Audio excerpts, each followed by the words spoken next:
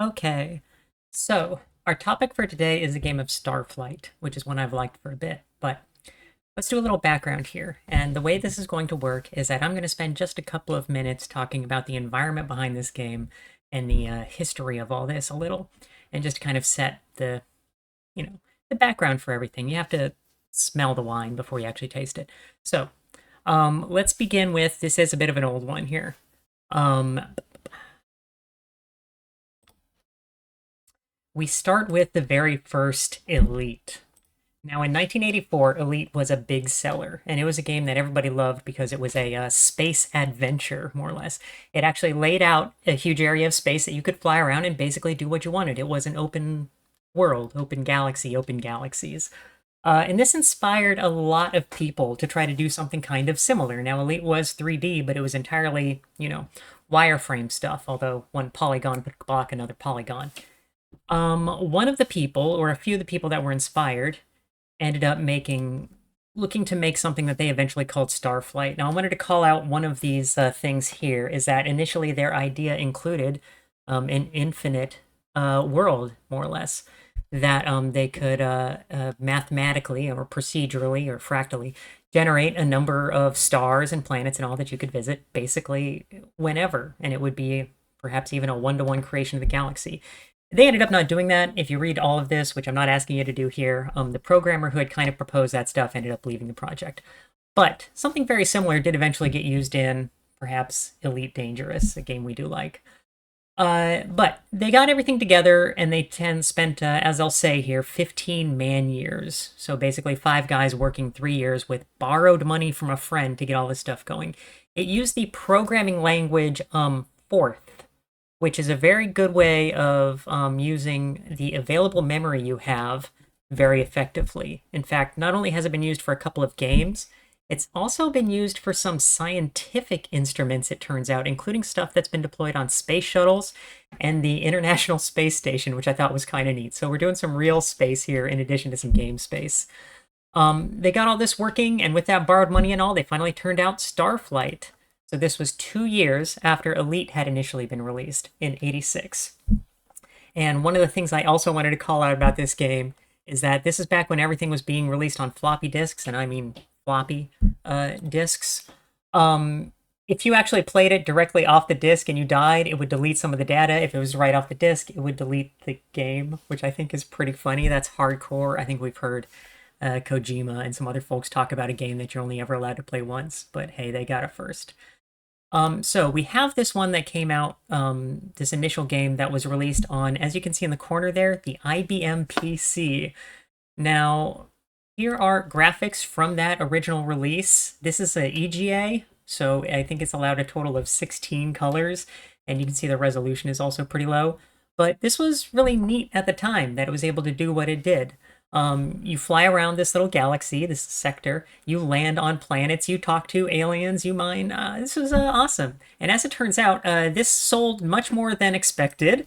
In fact, if we look at the lead designer's quote here, he says that nobody was buying IBM PC games at the time. That this was kind of the first one that really sold a bunch of them. So I think that's pretty neat that they were able to do all this. But this was like the first really successful game on the PC, perhaps. I looked on Wikipedia. I had trouble finding a backup for that. It wasn't even listed on a list of PC games, but it was initially on the PC and was ported to a number of other systems. Popular enough that they also cranked out. They made Starflight 2, a sequel within 3 years that solved a couple of the problems with the initial release and gave you a whole new story and everything to go through. People loved this stuff. In fact, there's a huge legacy that came out of all of this. That includes not only games made by the people who actually worked on the game itself, no, this way, but also we see Star Control here, which I thought was a really interesting thing to note. The initial Star Control was kind of just a strategy game, but the way Starflight played is kind of the way Star Control 2 ended up playing, which is awesome. This also references Starflight the Lost Colony and Starflight 3 Mysteries of the Universe, which ended up never actually getting fully produced. So eventually they got all this stuff together and they said they wanted to release it elsewhere. So our lead designer, Greg, and people at Blue Sky Software ended up turning out a new port of it on the Genesis, which we are going to be playing today. And that also basically redid a lot of how the game is even played. You fly the spaceship around in 2D, but it has like a Newtonian, you go into orbits around planets and stuff like that, which was a pretty big change. And so it was not quite a port. What was, eventually would be called a remake before people were calling things remakes, perhaps. So this is the one we're going to talk about today. It's a little easier to watch. It's a little more playable and all that. And there's a couple of things I wanted to call out here about this initial release. This is also the one I initially played with, and the reason I wanted to actually show it off. It came with a printed star map, seen here, that has... It's a funny map, but there are two big things I want to call out. Number one, if we look here, you notice that all the black circles are areas that different alien races occupy and that you can run into them in. There is a dark line right here. And what that is that actually there is a dead zone in this galaxy, in this sector, where nobody is living past this. That factors into the plot. We'll get to that. The other part I wanted to show here. So the labels on these various circles as to what aliens are occupying them is not written in English or in a real language. I suspect this is just a cipher for English, but I didn't actually sit down and decode it, so I don't know. But hey, it comes with a map. People have kind of decoded the map. I'll show you a decoded real version later. The manual it came with now was almost 150 pages, which is awesome. And it included not only the instructions for how to play the game, it included a 33-page short story by sci-fi master Robert Silverberg. If you're interested in reading that short story, it has also been published in a book of Starflight about just this video game, short stories, that was finally published 30 years after the Genesis version released. So you can probably find it there, find it wherever now. And it included not just instructions on what you need to do to start playing the game. Here we have choose your crew, what buttons you need to press to get through those different interfaces and all that, but also a log, which is supposedly the log of a captain who played almost all the way through this game, failed at the very last step, and then time traveled back to before you are launching. So this more or less has instructions for how to play and win this game, including little directions of where all of this stuff in this game universe is. So the way we're going to do this today is that I'm going to play it and show off a bunch of stuff in it. And I think we're going to be able to finish it today, partially because I know exactly where we need to go and have it all written down. But I'm going to show off different parts of the game with the log pages that correspond to those parts. So I have it all geared up here. When we get to this, I can show you this. We are doing a guided trip through here. It is possible, as it kind of says here right at the top, that if you want to do it without any help, you can go ahead and play it your dang self. Feel free to. I didn't want to do that. I didn't think that would be as interesting on a stream or on a video. So that's something you can do. But nice guided trip here. We can look at everything. We can see everything. It should be a blast. Thanks for joining me. I'm recording this, so I'll throw it up on YouTube also, because I did not find a similarly guided Let's Play or playthrough of the game that I think people will enjoy. So thanks again for coming. Let me put this up. I'll switch over to my BRB, get the game going, and then I can meet you there. And don't worry, I'm not running the face during the actual game playthrough, so you don't have to see me anymore. Thanks.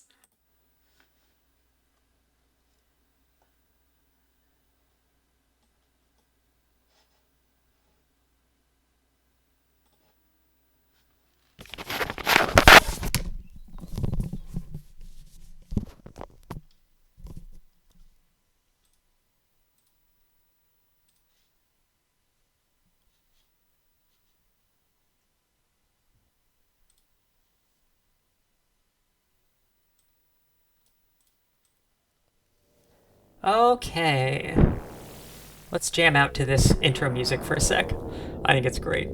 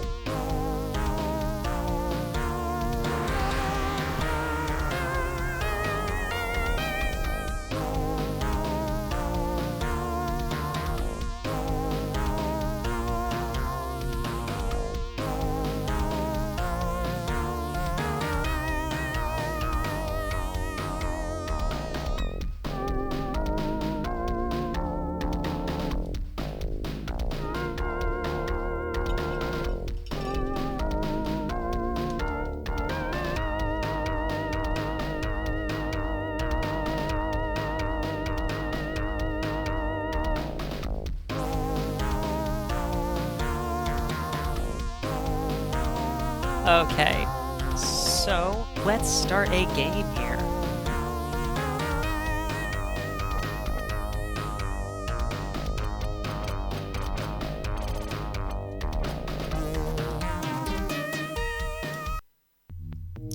And this is where the game begins. So we play here. Let me turn this just a little. And we have some more music here, but in a bit I am probably going to turn the sound down because when we're actually flying the ship around, it plays a lot of rocket sounds. Just a booming noise that doesn't sound great. We'll get there. All right.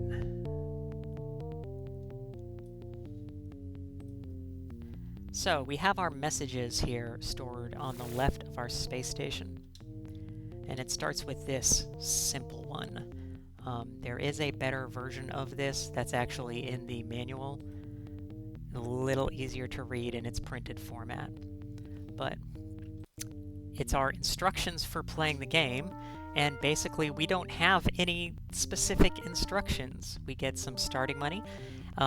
Your missions, seek out and explore strange new worlds, boldly go where no man has gone before, stop me if you have heard this before. Establish content, bring back specimens, blah blah blah blah blah. Keep from getting brutally killed is at the very end there. And they have nothing offered. They have no information for what we're actually looking for, but hey, there's a couple of areas that might be dangerous. Great. So that's how this opens, and I think partially we might say that's similar to Elite in that we are given basically no instructions of what we're going to be doing here. But we have our ship, and we need to do a couple of things. Number one, the ship needs crew. We need to actually recruit our crew members individually in this. So we'll go ahead and grab our first person who's a pilot, so I'll name them P. Now there are 5 races in this game that you can recruit from. And why recruit from the different races? Well, information on that in the manual as well. So this is in the manual, descriptions of all 5 races. Interestingly, they have different characteristics. One of them is durability, so how much they can take damage when the ship gets hit, but also the learning rate. So some species are simply smarter than other species, which I think is kind of funny. But the only other thing going on here, as it kind of says at the bottom of the middle page, is that the Thrin and the Alolan hate each other. If you have one of them on your ship, the other one will hate you. So be careful of that, because we will have to interact, I think, with at least one of them, and we probably want to hit both. So, one other thing that isn't in the manual here is that each race has a maximum skill level in the various skills. Here it is copied out of a game facts. So, there is a limit to how smart some of these races can be on certain topics. Humans are the only ones that can be the best scientists, whereas Aloans are the only ones that can be the best doctors, which is kind of funny. That gets even more complicated because Aloans, you need doctors to heal your crew, and Aloans, as we can see, also have the lowest durability. So the people who are the best at healing crew are also the people who are easiest to get damaged and thus need healing. But yeah, it's funny that it doesn't present that information in the manual. So we saw that the best, as it turns out, navigators can be Velox. The Velox, as the manual also notes, are an insectoid race. So we can train them in various areas. We can actually train one person in all 5 areas and have them be our single crew member if we want. But recruiting, adding individual crew members doesn't cost anything, so there's no motivation to minimize the number of crew on your ship. The training, we spend 300 wing-wangs, and the navigation will go up by their learning rate. It does not cost a lot to do a whole lot of training, but hey, we're at the very beginning, so we'll stop there. We also want a scientist. Humans are the only ones who are any good at science, so we'll make a human. Humans are also almost the smartest race here. It's not clear we're going to need to do a whole lot of science off the bat, so that's fine. Engineers, also, Velox are still the best there. train them up. The engineers are the ones who repair your vessel. The scientists make various analyses of planets and such that you want. The navigators, I think, affect fuel usage and then also determine whether or not there's some things you can see when you are flying through space. Now we also need a communications person. The communications, the Aloans and the Thrin are the ones that can be 250 communications. We'll get an Aloan. Yeah, 10 learning rate. Doesn't that feel better when it's just even numbers? Okay. And then the Aloans are also the only ones that can hit 250 on dock. Oh. Okay. Great. So we have a crew. Oh, and we need to assign them.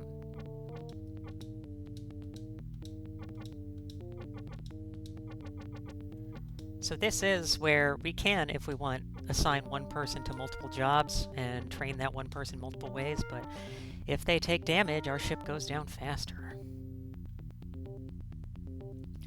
This door is where we upgrade the ship. You can see we have a couple of different systems we can upgrade, and one of them is the cargo pods, so this limits how much we can actually carry. When we buy them, it also increases our mass. That determines how much fuel we are using for these various endeavors. We have to name the ship before we go anywhere.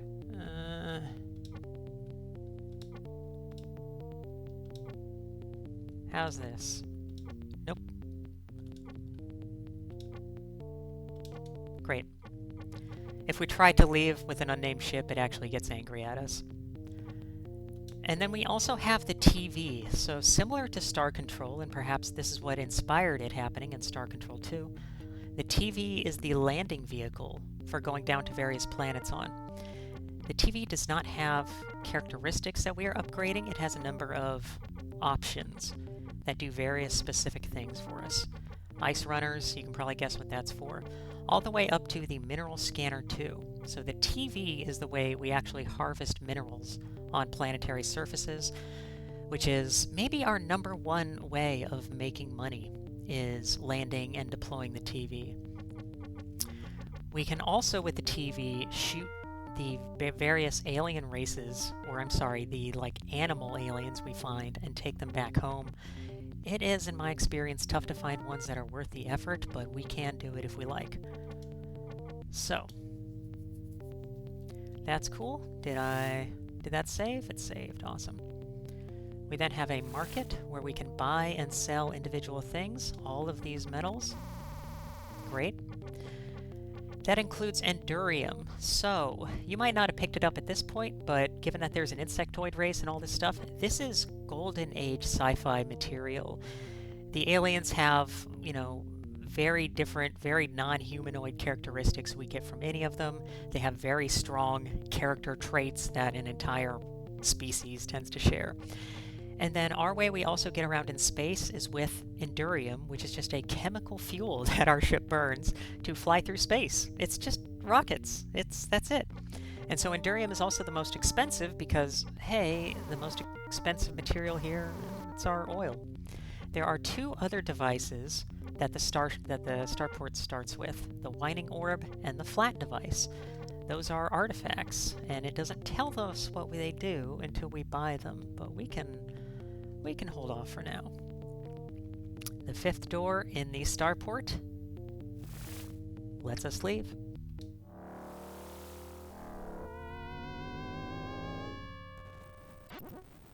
So, I don't know how well you can hear this. I might have to turn it down, but when their spaceship is going with rockets, there is always this rocket noise. Perpetually the rocket noise. So I think it's already pretty low. I'll leave it up just a little so you're aware of it. If somebody decides to hate it, go ahead and post it in the chat. But yeah, that glorious box art. Isn't that amazing? I said before, this is some Golden Age stuff. So we start in orbit of this space station, which I think is supposed to be over our home planet. And the actual backstory of this game I really cannot find anywhere in the manual or anything. But if you see in the lower left, it has the date and time. It is January 1st of the great year 4620. So it is 2600 years in our future. And a couple of things have happened. Humanity built a great empire. That empire got shellacked in 3300, 3400 or something. And this planet everybody lives on now isn't Earth. It is Arth. A-R-T-H. And we are members of a people who are just like, it's not only humans, we're the Federation. That's how we can recruit all of these other species. So we are basically good guys, just doing space stuff. Oh, awesome.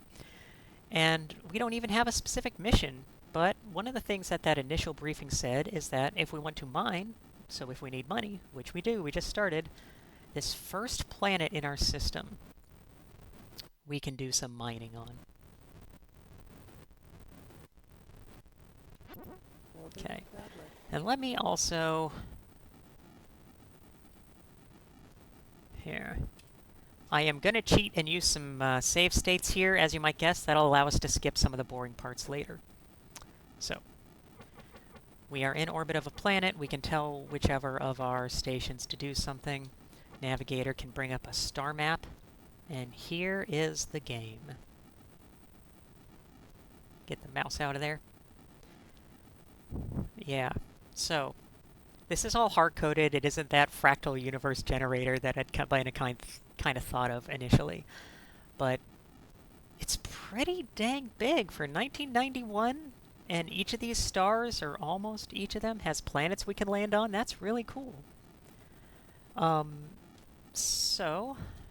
what else can we do? Well, the science officer is how we learn something about the planet. We do the sensors, and they give us a mass that's in a scientific notation. So if you know what 10 to the 22 tons is, that's actually not super heavy. And gives us a bio for how much life there is on the surface. Here there's none. And the minerals for how many minerals there are on the surface. And sure enough, as the briefing said, there are minerals to be mined here.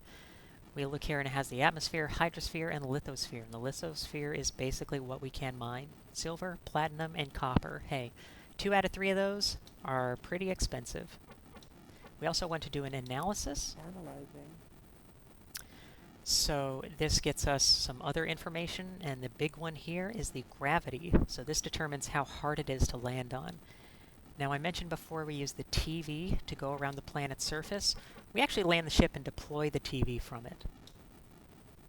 Oh, look at those graphics. Isn't that amazing? All right. So. And I can fire off the rockets here, and we can go where we want to on this planetary surface. Don't crash. You will get hurt. Don't have many menu options here. And we can deploy the TV. And when we're here, we do a mineral scan, and we can see what we can harvest. Awesome. See, we fill it up. I didn't buy the extra cargo for it, so it'd actually fill up, I think, twice as fast. Take it back to the ship. Cool. Alright. There are different areas here that will take longer to go over until we upgrade our TV. Yeah, that's pretty slow. And we also have the fuel in the upper left. So when we run out of fuel, that can be a problem. Mineral scans take 10 fuel to perform. Nothing here. Okay.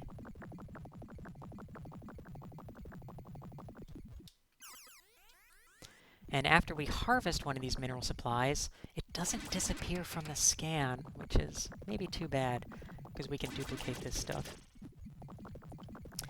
Now, if we run out of fuel... Oh, and sometimes we find minerals just sitting around on the surface. Just grab some rocks.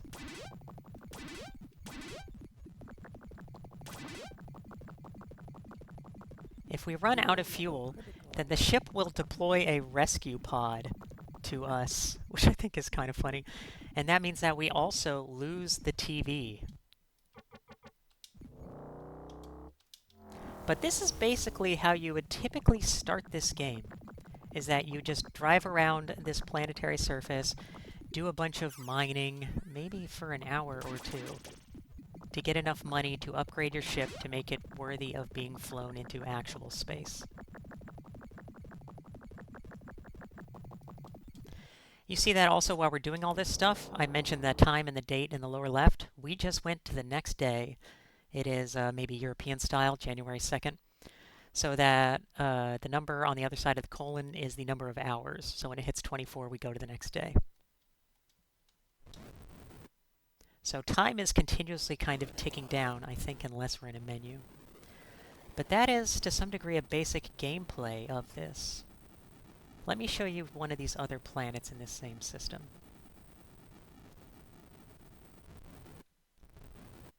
Go into orbit, yeah.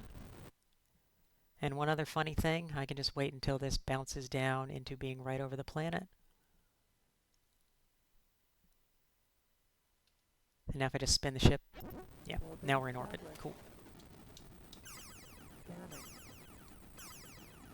So this planet actually has oxygen and CO2 and water. Hey, that sounds neat. Analyzing. Gravity is pretty high. For what it's worth in this game, when we're talking about planets that might be colonized, it seems like they think people are good up to like 1.8 gravs, which is... sounds tough, but what do I know? Okay. But the heavier gravity means that we fall much faster, so I gotta make sure I'm using fuel or we will bounce off this planetary surface pretty quick. Now, one of the other things I wanted to show off about this planet... let's see if we can find it. But there are actually, like, archaeological ruins on the planet. So...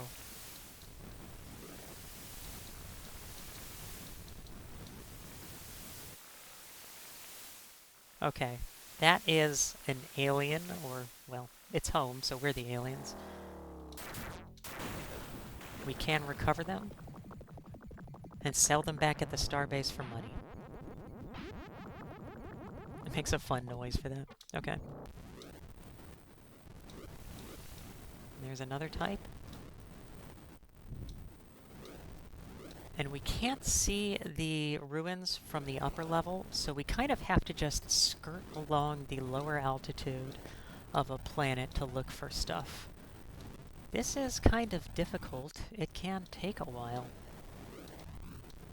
But let's just look around for a little bit. You see, at the very least, we have also the coordinates on the planet in the upper left. Note that this is a video game, so it is a donut planet. If we go down to 90 south, we end up at 90 north. So, south wraps around to north. That means the planet must be shaped as a, what, a toroid? Is that what I want to say? And hey, we found some ruins. Neat. So we can go out here and take a look.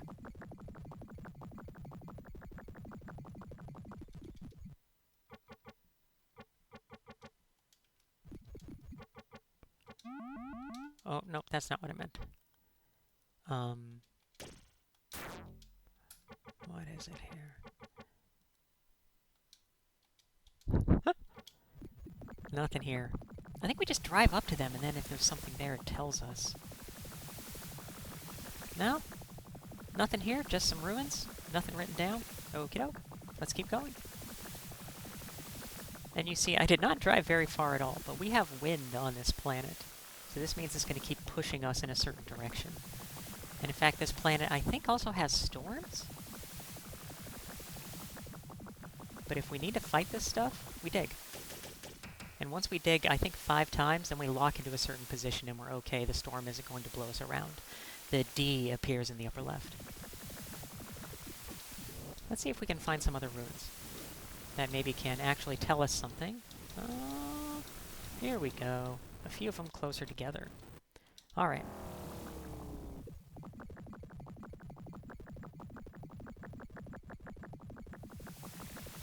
Nothing there either.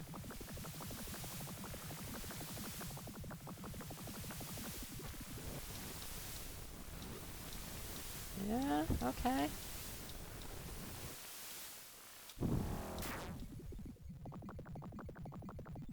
Nothing here.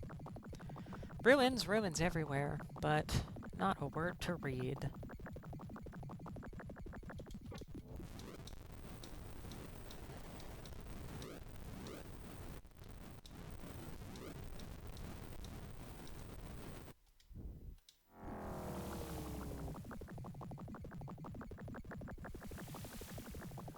And so, when the game starts, this is kind of how it plays. You are doing your best, you have to do some mining, and you can try recovering these various animals to sell back at the base for money, and upgrade everything until finally it becomes like a little easier and maybe even just possible to do a lot of the exploring you want to do.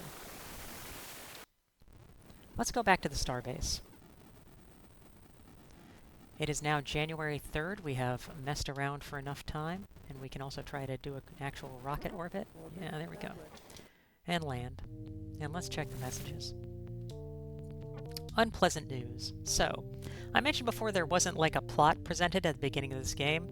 Well, here we are. And this is that there have been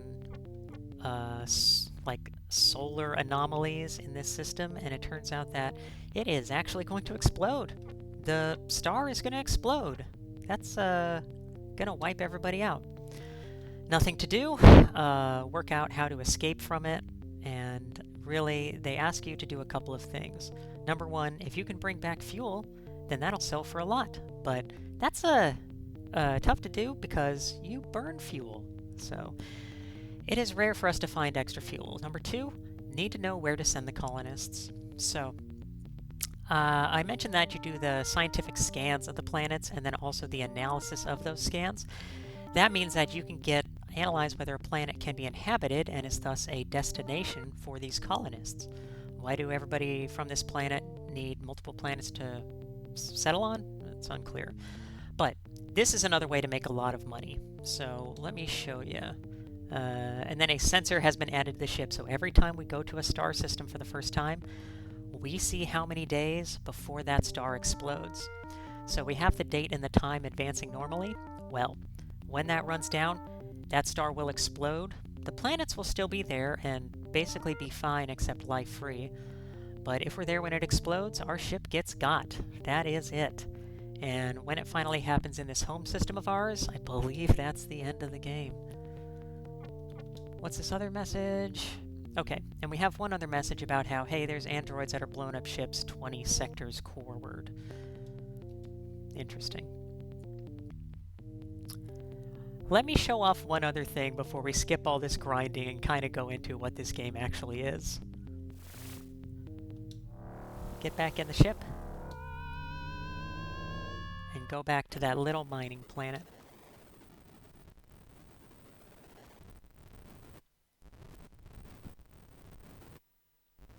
Come on. You can do it. Okay.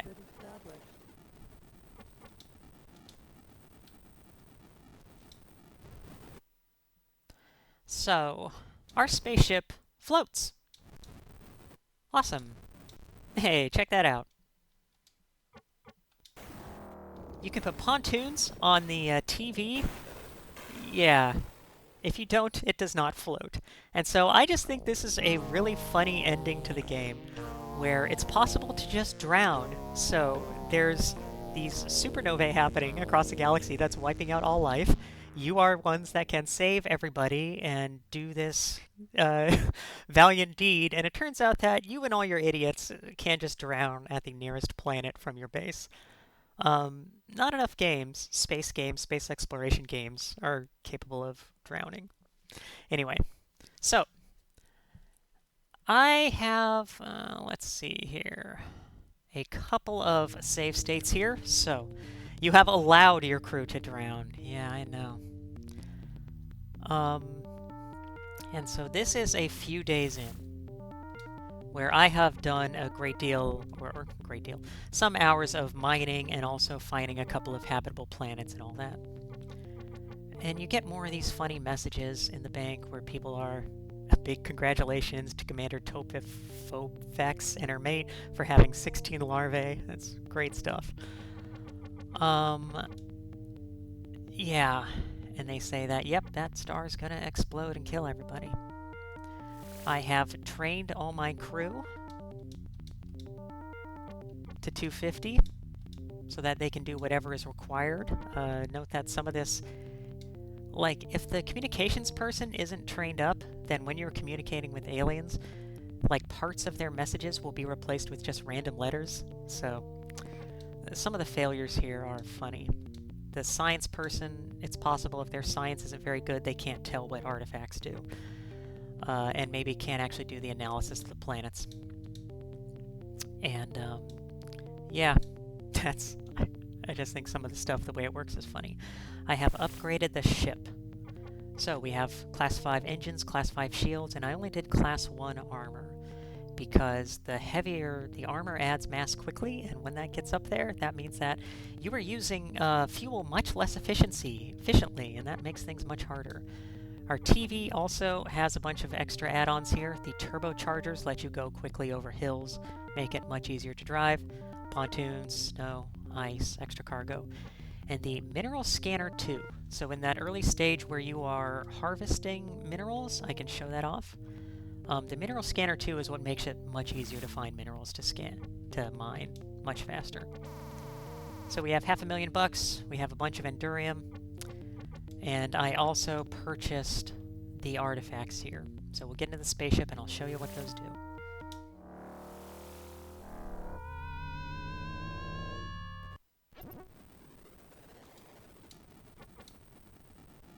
So these are the two artifacts that were for sale at the space station at the beginning. The flat device. So I mentioned that when you run out of fuel in the TV, you get rescued and you lose the TV. The flat device, which is on sale for the first thing in the game, warps your TV back to the ship. And that's... You should start with this. I don't know why they make you have to buy it, but yeah, so that means you never lose the TV. Great.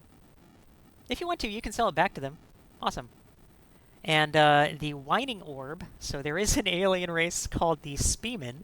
This makes them obsequious, which if you're not familiar, means that they will kind of suck up to us. Interesting little artifact to have, but that makes them easier to talk to. The black egg, I will show you a little later. And let's go to that mining planet again real quick, and I'll just show you the mining scanner. Come on. Okay.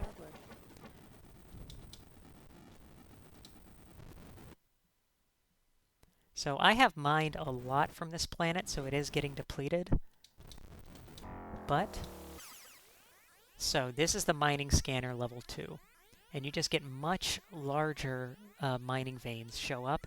And then also you get yellow ones, and see how much faster this is, that don't show up with a mining scanner 1. So that thing is expensive. It costs $450,000, but when you get it, you just will go much faster with the mining.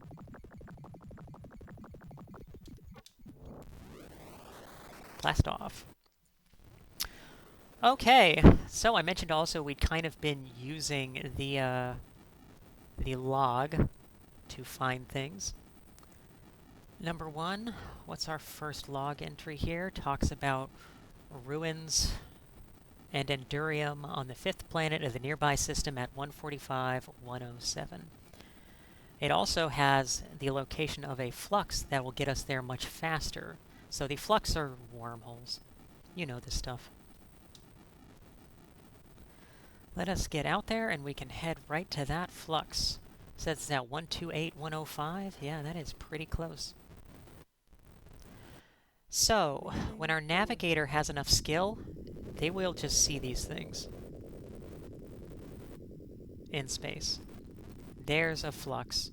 So we can just fly by them and it'll notice them from a distance. Okay, this takes us to 146-112, and then the system we're looking for is at 145. Oh, okay, this is how we encounter these aliens, and they always have this very generic look. Mecha 9, respond. So we can scan. Scanning. And this is supposed to be how the ships actually look. We also see elements, so if we shoot these ships up, we can then just harvest elements. Neat. And then we can communicate. And that is them. Alien, huh? So, these are the mechans. As it says in the manual, the mechans are apparently guardian robots of a specific planet. They came from the old Earth Empire and all this, and just be friendly when you talk to them. Convince them you are with the old Noah expedition, and they may open their memory banks. So, As you can kind of guess from the way this all looks, including that we are picking a tone we want with this communication, navigating these things correctly is a great way of getting information. The best way to find something out is to ask somebody who knows. There's our friendly greeting.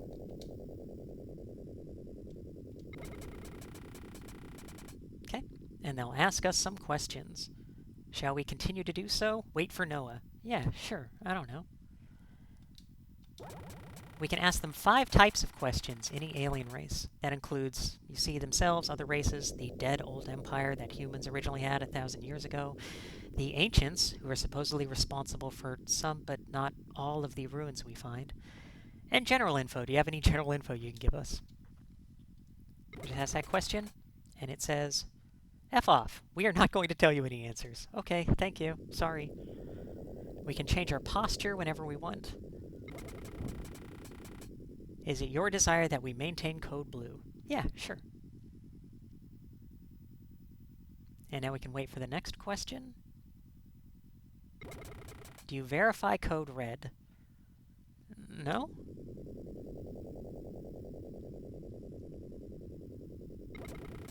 And terminating communications. Great. Okay. See ya. If they're not shooting at us, basically all aliens kind of follow us like this for a while. After a while, they'll give up. Great. So, the planet we were looking for was at 145-107. Nope. There we go. Oh, these guys again? Yeah, and it's those guys again. Okay, see ya. Goodbye. Respond. Sometimes we can just do this. No, we are not enemies. Okay, goodbye. They won't try to hail us again, I don't think. All of the planets, all of the star systems in this game are... yeah, hey T. The chat I'm not posting here because I want to post this on YouTube later, but oh goodness, come on. Yeah, okay. Communicate. Yep, goodbye. So, I am being asked if all of the planets are pre-programmed. Yes, that is correct. All of the star systems and everything are just hard-coded in there. It is not using a fractal or procedural rhythm or something to generate a new universe each time. Okay. And there we have it. 204 days until this star explodes. Great.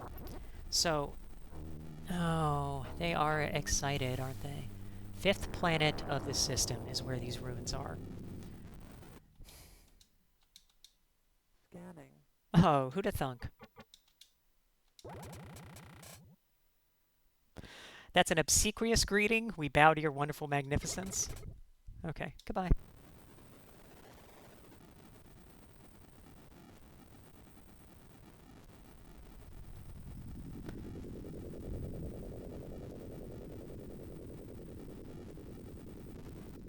And the 5th planet we see is that white one in the upper left.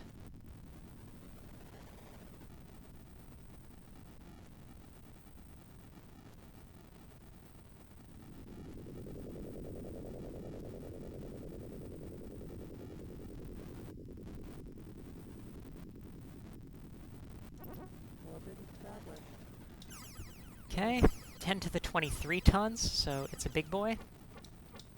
Analyzing. Do our analysis. 10 Gs.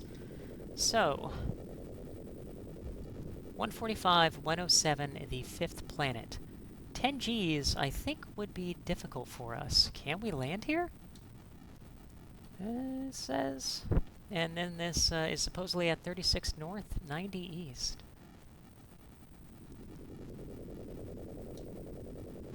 Oh, yeah.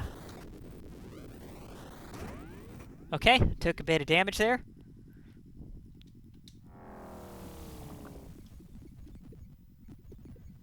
"90 east" and I landed at 90 west, didn't I? Okay, sorry.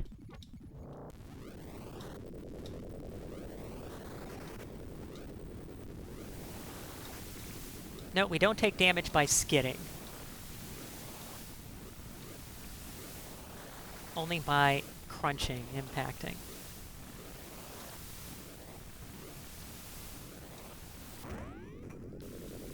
Okay. That orange bright thing, that's fuel and durium.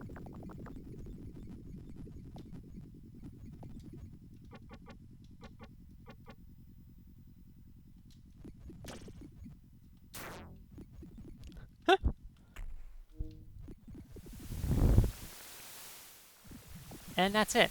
Nothing to find out from these ruins. So they are just noted in the log in that they are there. There's no actual information from them. Oh, well. But this has kind of introduced us to the mechans, which are kind of the next thing in the log. So here we have this stuff on the top. They found an artifact that actually keeps you from shooting, which sounds incredibly useful. Oh, 10 Gs. Nice.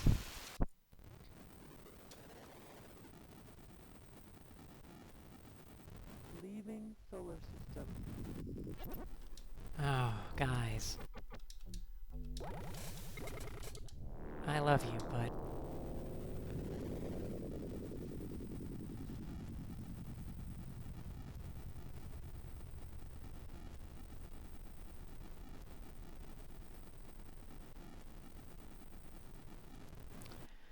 we can go back through this flux, which supposedly will take us out of Mechan space.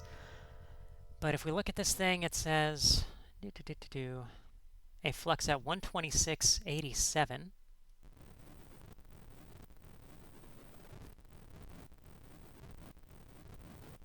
Yeah, and there it is. That takes us to 173.88, and then we go to a planet 175.94.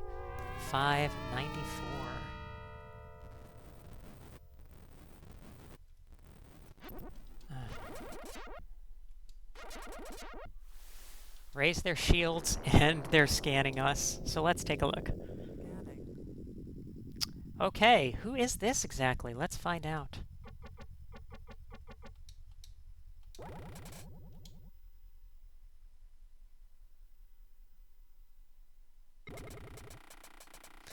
Okay, these are the Eloans, and we have several of them on our ship. Here is their entry from the manual. The Eloans are, as you can see, big planty guys. They're supposed to be kind of nice, and their heads become filled with seed and create head fruit. I mentioned this is Golden Age sci-fi, right? That's great. And then as it turns out, the Thrin eat them, which probably has a negative effect on relations between them. Well, the other funny thing about the Eloans, they speak in Elizabethan English, if thou art of like mind.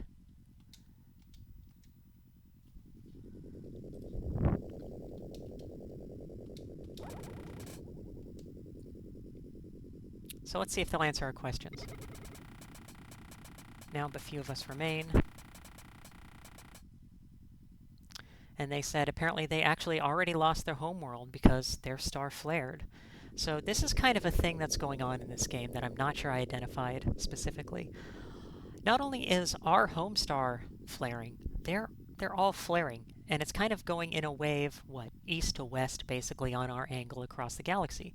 That's why there's that dead zone on the map, is that all of the stars on the other side of that line have already gone and wiped them all clean. So, we are trying to hopefully resolve that. In the meantime, find a way for our people to survive it. Second homeworld destroy. They've even had multiple of them. We can make statements in these communications to just kind of... it's not entirely clear to me what that does. Lower their shields. Awesome. Hast thou or thine ever partaken of head fruit? No, I have not eaten your children. Can ask them about other races.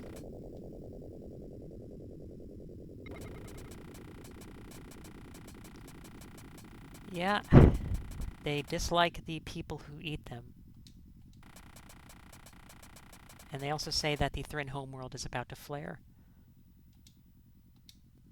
What about the old empire that went away 1,000 years ago? What do you know about that?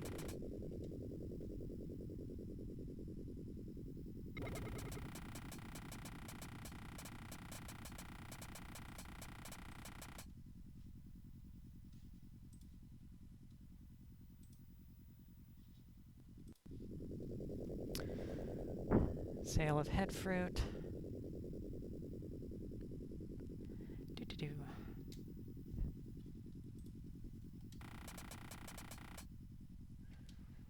Yeah, and that's where they started doing the eating thing. Is there anything else going on with these people other than the eating of children? Because, I mean, I get that's important, but... If the minstrel songs be true... So, the ancient ones lived for very long times. That's interesting. We'll see what that means later. Anything else you can tell us?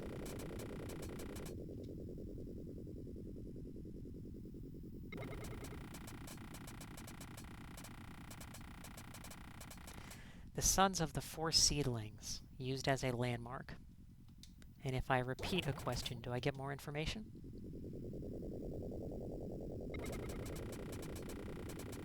It does appear that way. Interesting little life cycle, where they go through 2 stages. Well, anything further about the old empire, and then I'll terminate the conversation.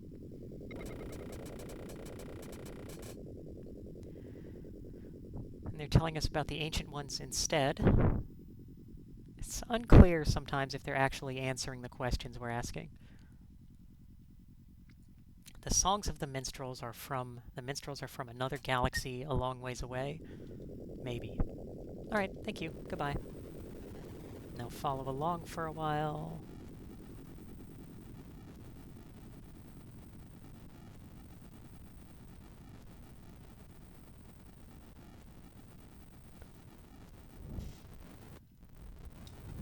Entering solar system. Only 83 days here. So, the closer we get to that dead zone line, the sooner they're gonna blow. Oh. Scanning. Okay, so this is something different entirely. What is this?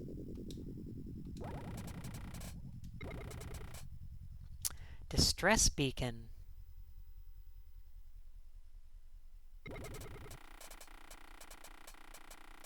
And so this looks like what the log is talking about, so we can see it for ourselves. Date is 3480. 2/3 of the crew and colonists are dead. Put down on the first planet in the system. Okay, let's go take a look. Yeah, this one doesn't follow us. Weird. Okay, let's see if we can... no. No. Alright, let's get an orbit going and then let's break out of that. Established. No. And there.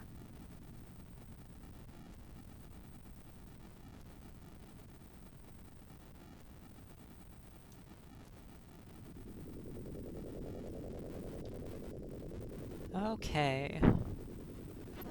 Orbit established. Scanning. Oxygen, CO2, and water. Yeah, I guess that's why this is the one they landed on. The analysis. Analyzing. 1.4 Gs. Now, if we're analyzing a planet for whether or not it can be inhabited, we are also looking at not just the mixture of atmosphere and hydrosphere and the gravity, but then also the temperature and global weather. If the global weather is all super stormy, no good.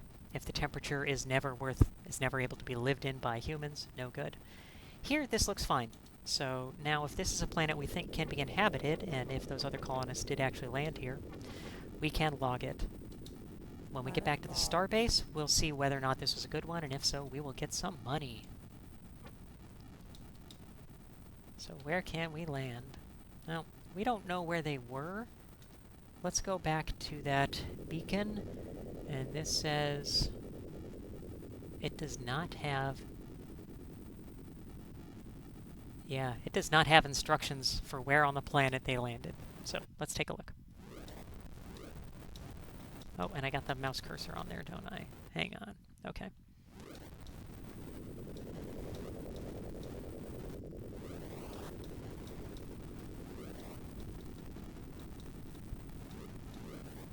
Oh.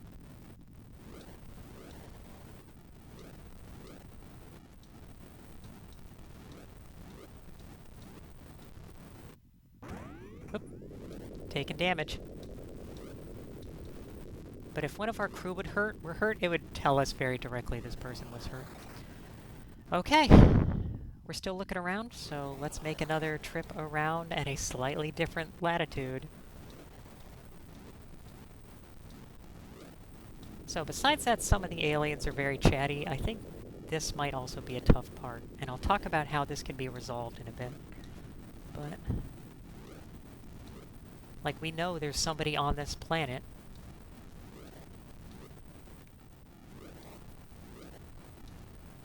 Well, we gotta fly around the thing like this to see if we can find anything. Shame we can't see it from up here.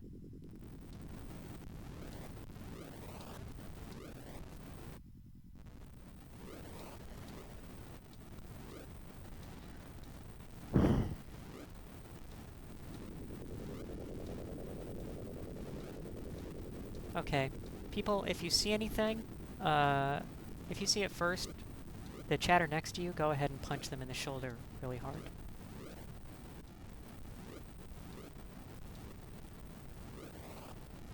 Yeah.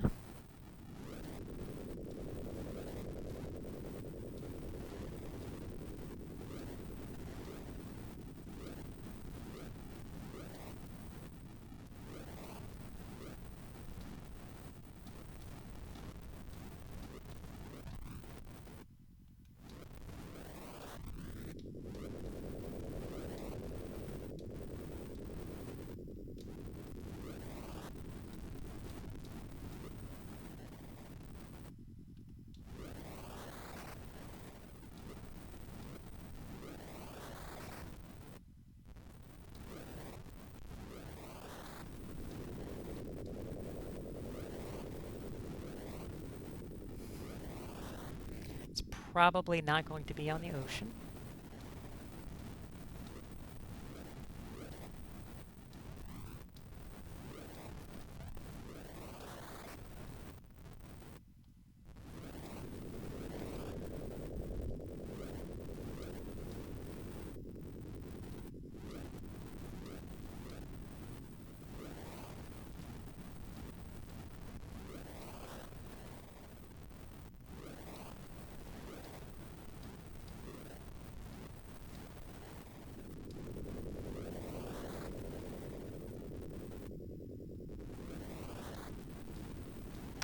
Yeah, we're not finding much, huh?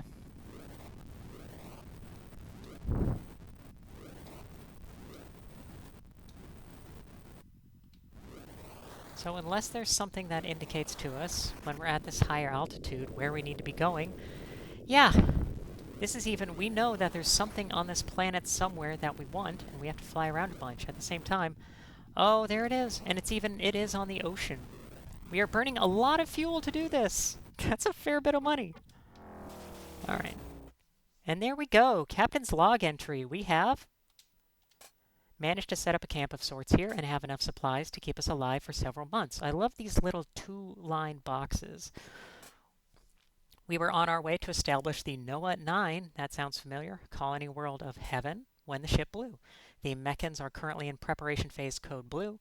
Our arrival would have initiated code red, and we would have taken control of the Meccans. I believe our ship was sabotaged by the Latonites. Damn them. Half of my crew is dead. Their bomb blew out the entire aft quarter section of the ship. I don't know how we made it down to the surface in that defective pod. I just hope our luck holds out. Captain out. It doesn't look like it held out super well, but yeah. So, this gives us some kind of hints of how we want to actually be talking to the Meccans. Leighton, bad. Noah, yes. Shift from code blue to code red. Yeah.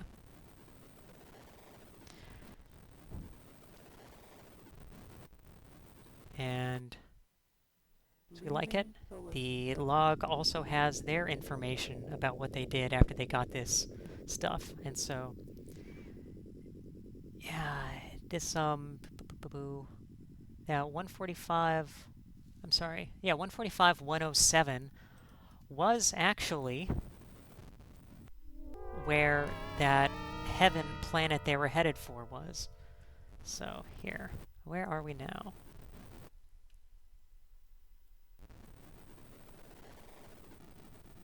We have level 5 engines, so we're actually using fuel pretty efficiently. And part of playing the game, if you want, is going to these random planets and just exploring. Raise shields. What are these guys? Have we seen that before? I don't think we have. Let's take a look. Ah, okay. It is the Veloxi. So I mentioned that we have a few of these guys on our ship. They're the little insectoid guys. And there they are from the manual. Veloxi are difficult to communicate with at first because of their tedious, obsequious manner. So I think that means we are expected to be obsequious to talk with them as well, which I did manage to hit. Speak very highly of their relations to the ancients, for whatever that means, and found a good deal of information regarding ancients to be untrue. Well, let's see what we can get out of them. Now perhaps the information exchanging.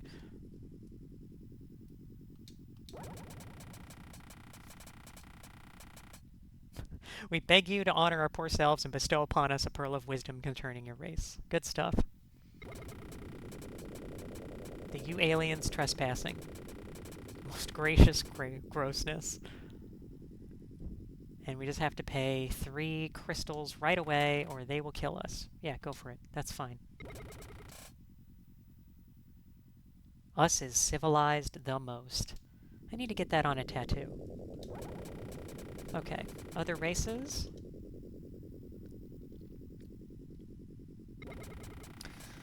Other races, small important. Other races not even knowing prophecy of egg. Barbarians, certainly. Alright, so supposedly they have information about the ancients. What can you tell us about them?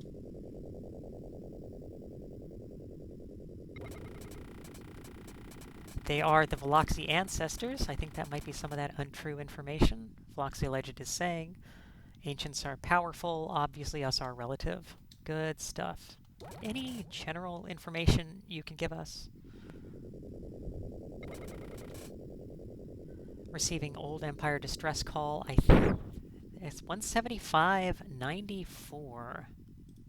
Have we been there? That's where I think one of the messages we saw told us that there was alien activity happening. So we might go check that out. They could be caring less. Neat. See ya.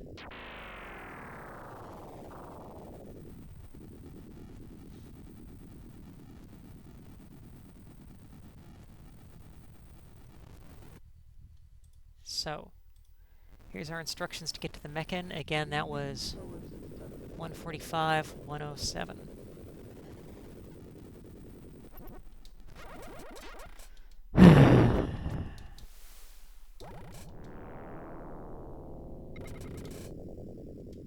Yeah, it's them again. Just blast some statements. And yeah, we'll pay the toll again. Great. See ya.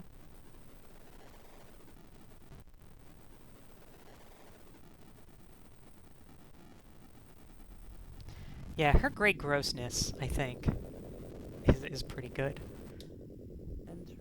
So here we have 145, 107, and well, the planets are color-coded for what kind of atmosphere or type of planet they are.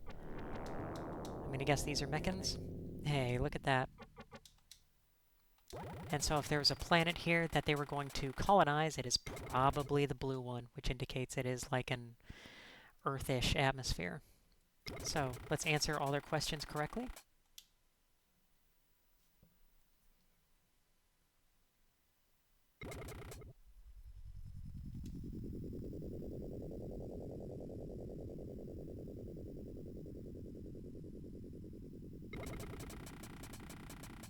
Yes, ready to take our place in the brave new world. Yep, go ahead.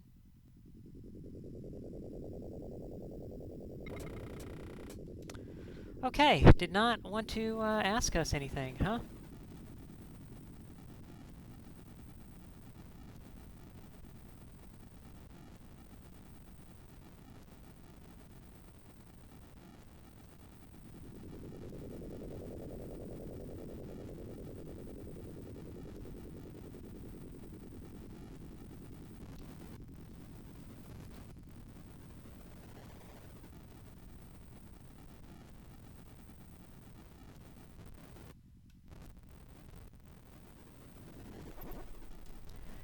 Alright, so sometimes there are planets where if you try to go into an orbit, you will be confronted, and you can't actually orbit them and then land on them or anything until you deal with whoever is confronting you.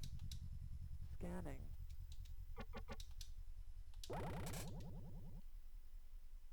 So the Mechans appear to be guarding this planet, and yeah, this did sound like it was the planet where that colony ship was headed.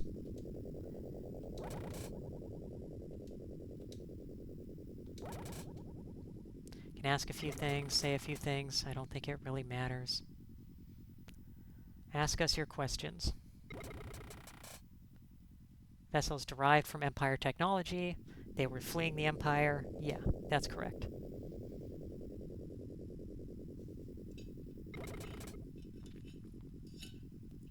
And yes, we are Group 9.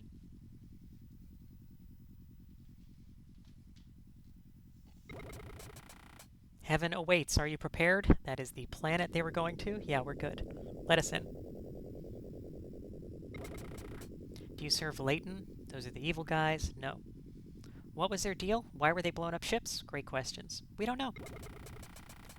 Okay, and they seem to have accepted that we are the vaunted Group 9. So now will they answer our questions?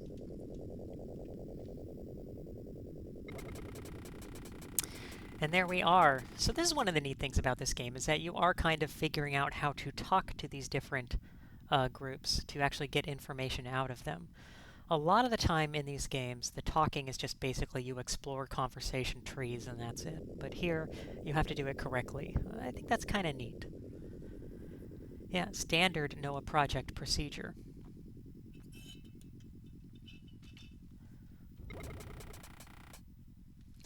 Databanks at our disposal. Great. So, anyone else? Lost 4 of our ships to one Olek ship in 3540. We have not yet run into the Olek. They are not actually listed in the manual, interestingly enough, but we're warned they are very powerful. Any others you can tell us about? Gazertoid. Many tentacled aquatic creatures who live in tremendous colony ships. Keep going. What else you have? Gazertoid passed through this region following the Olek. Dangerous enemies.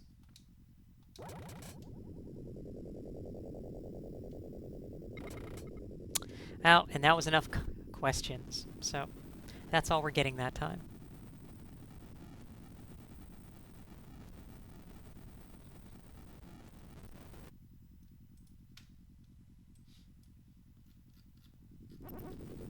There we go. Didn't even have to move.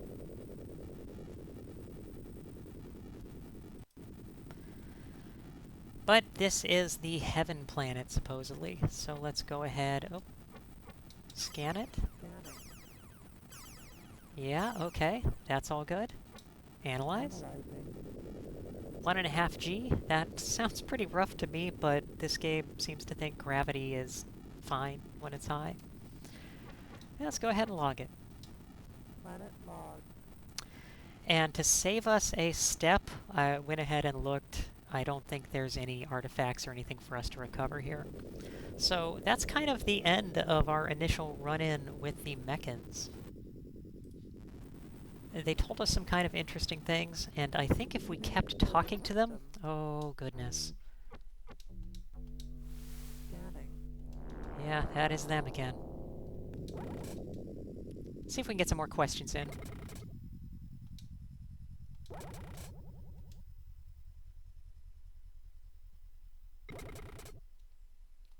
Okay, ask us your questions then. You gotta wait until they ask.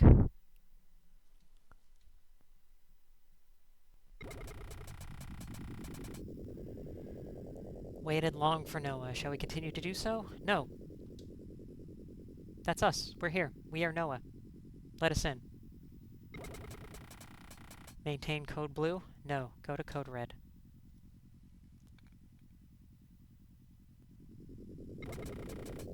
Yes. Verify code red. Are you an enemy of Noah? No. We're good.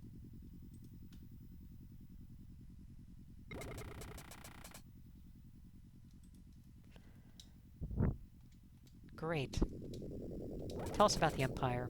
You're experts.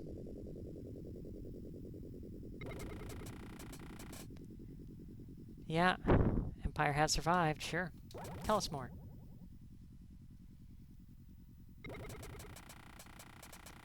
During the wars with the Phlegmac, who, warn you, are not in this game, many worlds of the Empire were destroyed by their Black Egg planet bombs. Boy, that sounds useful, doesn't it? You can just destroy a whole planet.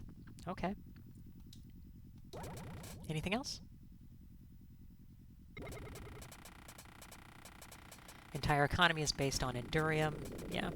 The richest and strongest planet was New Scotland, the second planet in the upspin end of the Staff constellation.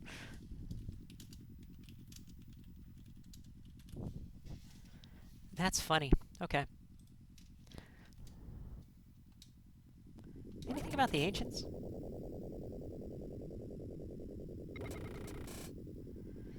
Oh, okay. So, this is giving us the location of the Institute. Now, the Institute, it says, much controversy surrounding their findings. They often worked with the Alolan. So, that is some interesting information.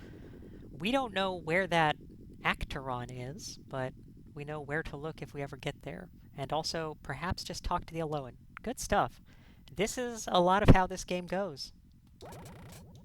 Anything else? Society of scientists and other intellectuals convinced of the Empire's impending destruction. Interesting. What else do you have? Yeah, nope, that's it. Okay, thank you. Goodbye.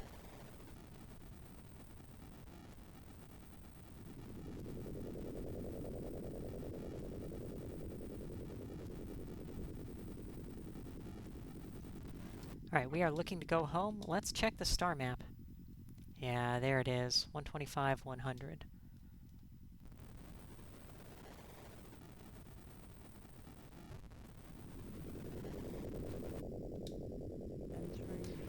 Only 281 days before the death of our homeworld. And let's go to the starbase and check a couple things, and then we can head out again.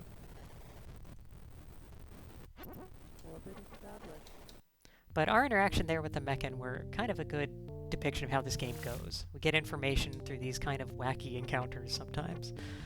But, you know, we learn and we solve and we move forward. I think the fact that this in this game is pretty great. Hey, they like that planet a lot, 45,000. And another planet they thought was okay, 35,000. Another planet, 45,000. Another planet, 35,000. I might have done a few of these, and then didn't check on them before I did the save state. No, I'm just bouncing back and forth. I'm dumb. Okay. So, I also map out a couple of fluxes here in case we want to seek these out because we're going somewhere in particular. But as it turns out, the game ships with this. A list of all fluxes in the game. So in case we need to know where we're going with any of these, we can just look this up. And each flux is listed both directions. So it's organized by the x-coordinate of each flux, and then the opposite end is also listed independently. So wherever you're looking, you can find on here. It's kind of crazy how much of this stuff is actually just in the book.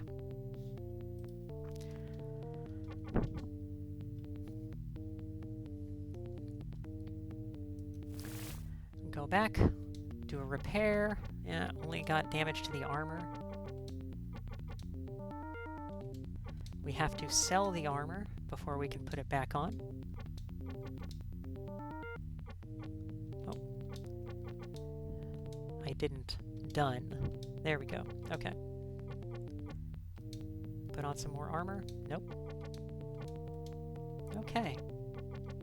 Cool. And let's get some more fuel.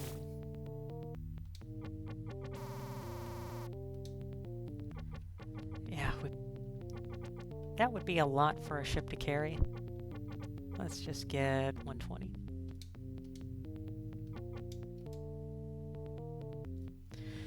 Now, where next? Well, we could do some other random exploring, but we still have that log, and I don't think going in a random direction and just... That's great when you fly out of there. Looking at whatever is a great use of our time. So one of the other things that happened is we noticed that talk about what a black egg was. I've already picked up one of those in this save. So there are 3 of these you can find in the game. One of them is actually pretty nearby, and I basically got it while I was playing the game earlier. But the black egg, as it says, can destroy a planet. There are a few things you can do with that. There's one thing that actually doesn't work in this version of the game, but this is how we win the game. We'll get there.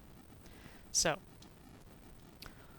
one of the next things that we get in the log is that they went to a planet called Sphexi, S-P-H-E-X-I, which you might guess is where those insect guys frequently are. 132, 165, and they picked up a couple of things there, and also just talked to them. But yeah, let's go take a look. Discovered 132, 165. Get the star map, 132, 165. We don't yet have any fluxes going in that direction. Are there any nearby that would be very helpful for us?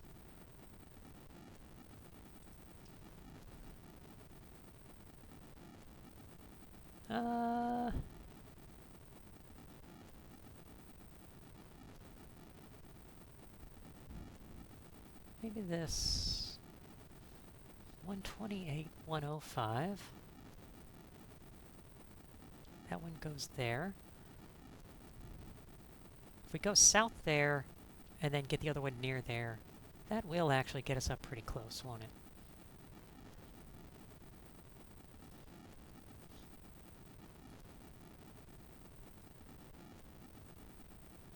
Yeah, so let's do that.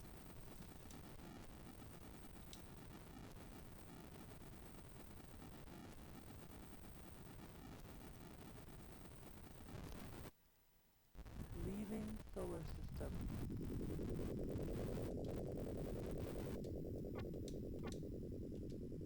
Yeah, it's just a little further galactic south. Oh, and we ran into another alien. Who is this? Okay, so this ship that we're looking at is entirely made of rodnium and is humongous. Let's see what they want.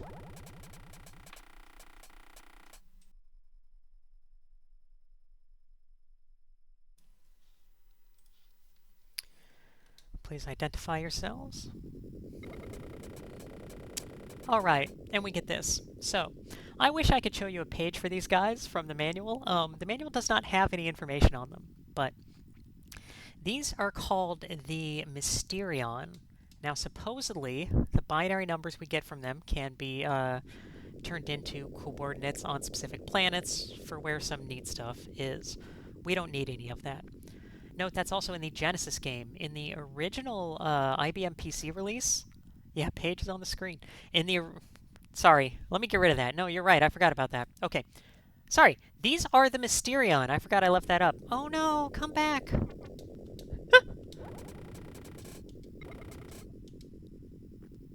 So they just give these binary numbers.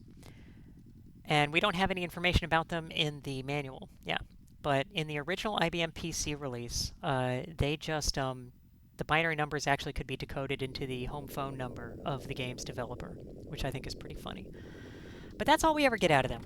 No art to show you from the manual. Sorry. So, we can go. Also, their shields are infinitely strong, so even if we were to fight them, we probably weren't going to get anywhere. There it is.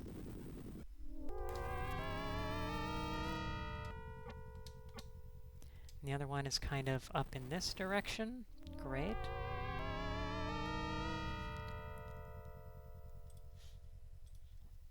Okay. And it was 132, 165. That guy.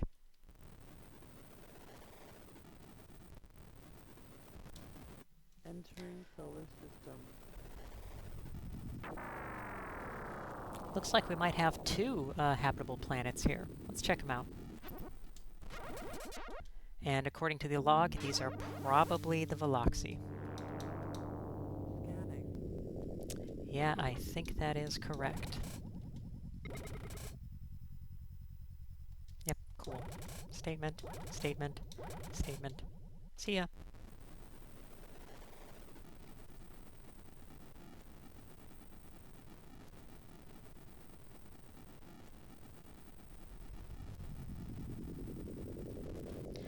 I have no idea if actually blasting statements is part of getting out of that, but I think it's more fun.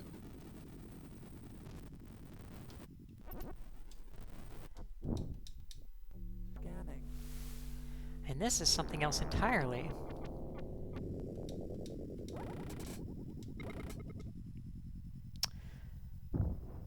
Okay, so this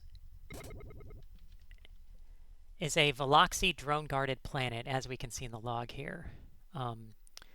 They both thought both of these were good colony worlds, and on the first planet, they discovered something of interest. Now, I'm going to do a quick spoiler here. The Veloxi probes will just ask you a series of numbers. As it turns out, the Veloxi think the number 6 is holy. If it's a multiple of 6, yes. If it's not, no.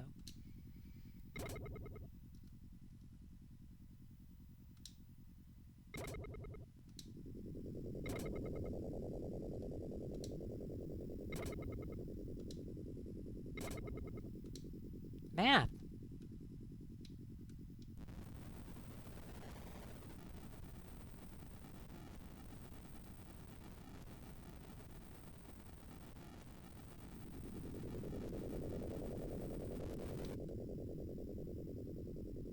Are we okay to orbit it now, or is it gonna... Yeah, great. Scanning.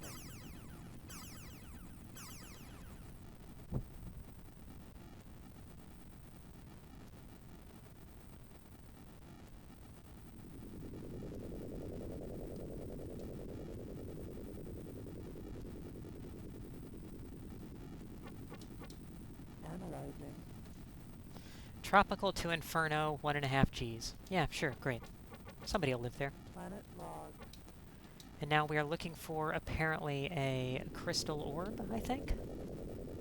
Follow their advice.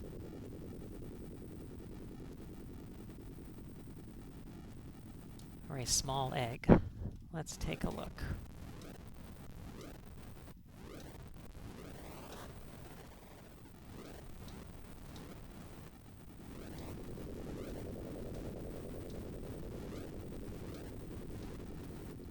The Veloxi had talked about the egg prophecy. If that's tied into the black eggs, which, as we have been told, destroy entire planets, that would make sense. Here's something else planets do. So planets can have earthquakes, or I suppose, planet quakes. And as it turns out, if we're landed on it, that does damage, not just to the TV, but I believe also to the ship. As long as we're above the surface, then we're good.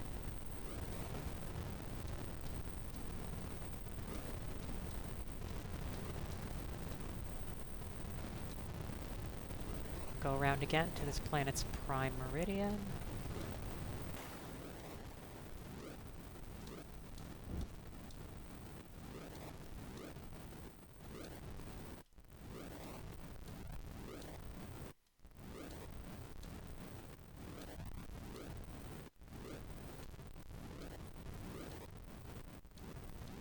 I'm looking at this log, and it doesn't give us... It just says that while there, we picked up a crystal orb. But it doesn't actually give any coordinates for it here. What was that? Is that just more forest? Yeah, that's just more forest. Okay.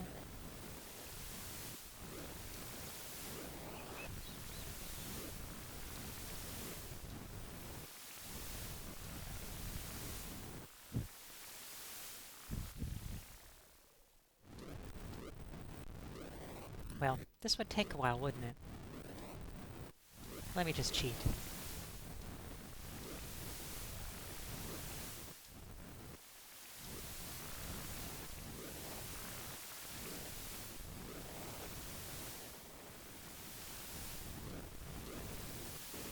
Hey, check that out.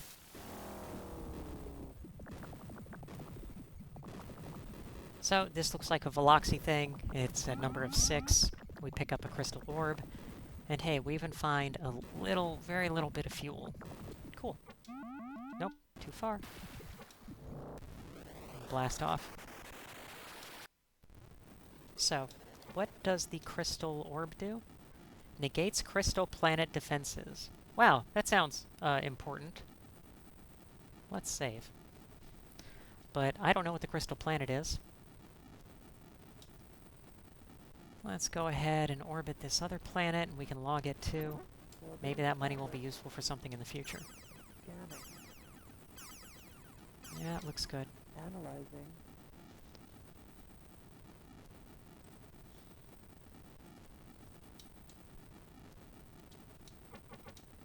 Planet log.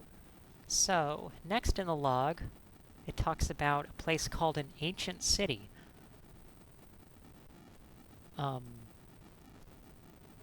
The next thing on the Sphexy entry is to go find another planet where there are some old Empire ruins and a black egg. We already have one of those. I think we only need one. So, this ancient city here, one of the planets in 56-144. Now, this is another place where there is a crystal pearl. That sounds useful. Let's go get that. 56-144 is pretty far, so we'll get out there and check the fluxes.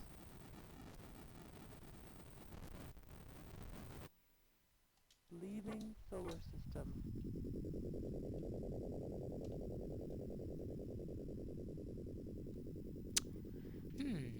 And look at that. 56-144 is not actually on our map. It's in the middle of this nebula. Interesting. Well, I am going to danger putting the flux chart up again. 56-144. Looks like there's a 55-146. That is barely a flux. 58-140. Looks like there's a lot of fluxes around this planet that just go to somewhere else immediately near this planet. Is there anything near 132, 164? Not that I'm seeing. That's too bad. Okay, we can just fly in that direction. We have enough fuel to probably just go there the old-fashioned way. Although it is going to get us some alien encounters.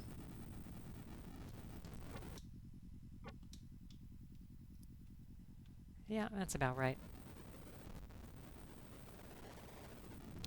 So yeah, here we can see, yep, we see that star. It does not show up on our star map because it is in a nebula. The shields also don't work when we're in a nebula, so something to keep in mind. Yeah, okay.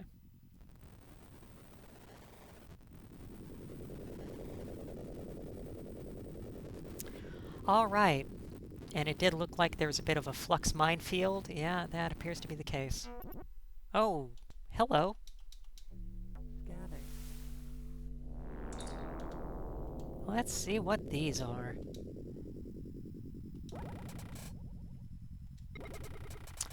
Okay, so these are the Spearmen. Let's put that up. So these spearmen are just little blob guys. I love the name spearmen. Pronounce that correctly. And they're very helpful. They have a superior attitude, but at the same time, we have an artifact that makes them obsequious. So, yeah, they are bringing food to homeless, starving young skeletoids of your kind. I like the idea of blob people referring to non-blob people as skeletoids because they have those weird things called bones. Please do not harm us. So we can accommodate that by going hostile on them. You fools, you risk the wrath of the people of Arth. I'm just joking about blowing you to pieces. Smurg, smurg, smurg. Any questions?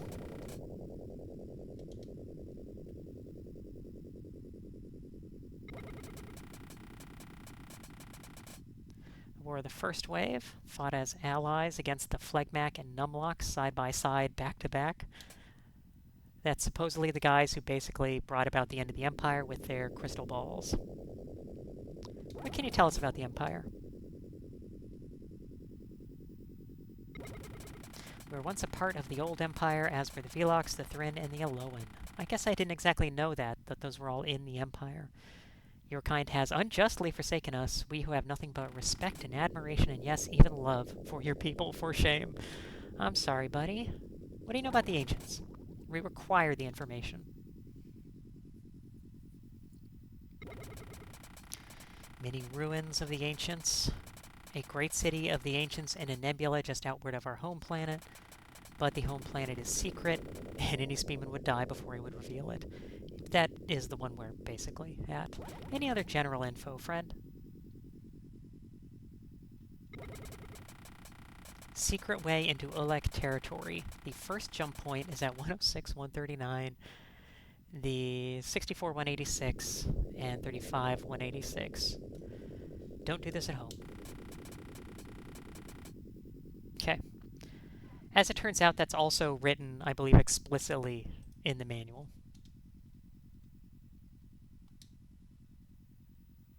Anything else about the Ancients? Yeah, okay, we already got that one. Alright, see ya, thanks. And that can be harder to deal with those guys, but we have the artifact that makes them talk and friendly. Neat.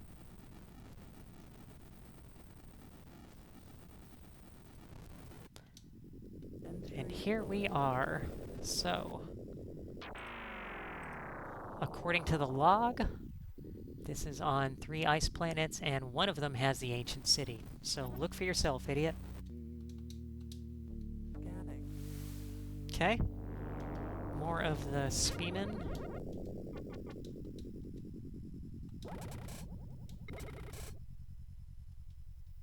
Okay.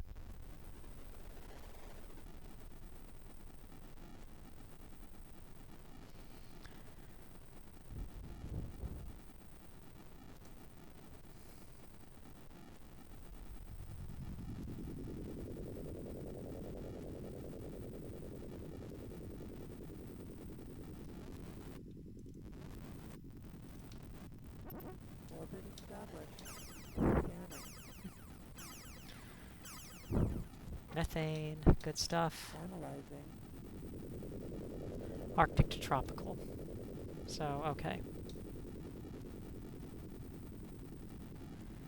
Not a terribly habitable planet. Seems unlikely that that is the ancient city. More methane. Analyzing. Subarctic to temperate.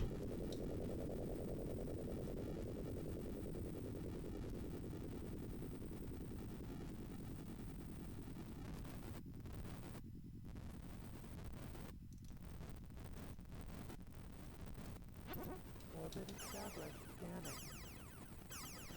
And fluorine compounds, so none of these planets have breathable atmospheres. Interesting. 7 gravities. Alright. So, I might do a little bit of a cheat here again.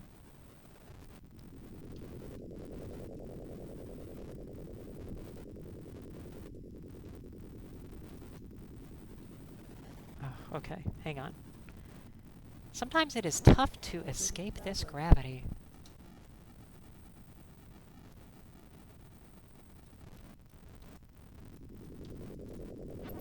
Orbit established.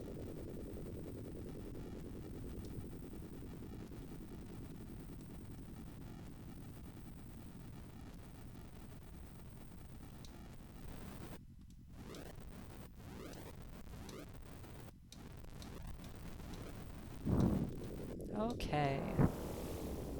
Neat. Bunch of the Endurium.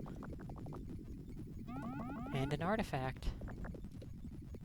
No information, though.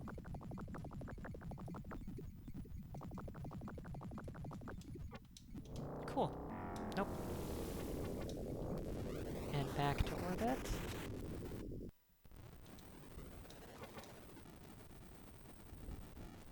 Okay, so when our ship is about to explode, we get teleported out of there. Hey, that's nice. Alright. We can save here too. And that was kind of interesting. So the next thing I really wanted to show off here, we can go to Old Earth. And that is talked about in the manual log also. We can see here it says that is at 21586.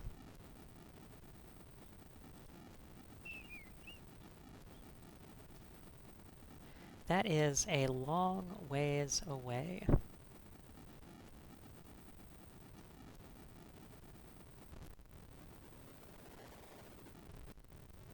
Leaving solar system.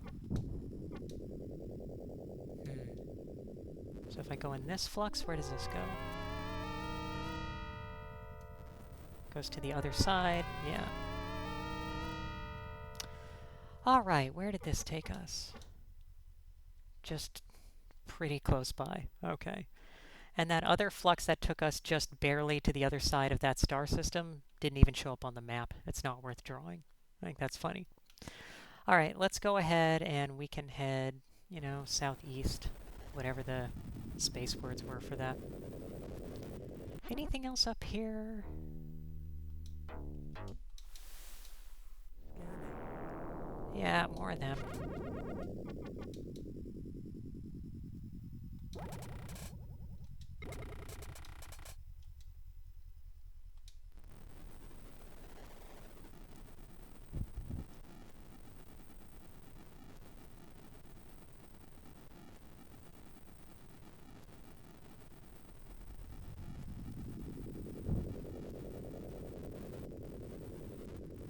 We'll just head in this direction, and if we see any fluxes, maybe we'll just hop in them and see where they go.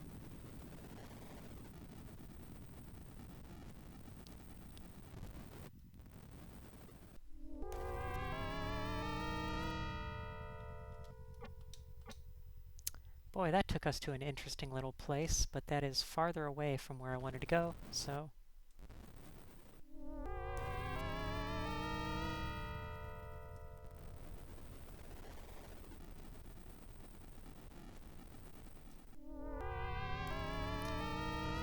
Where did this one take us?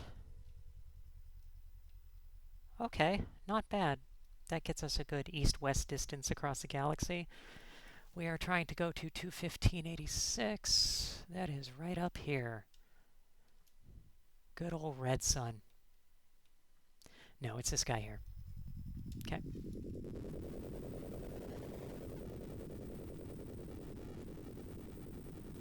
Nope.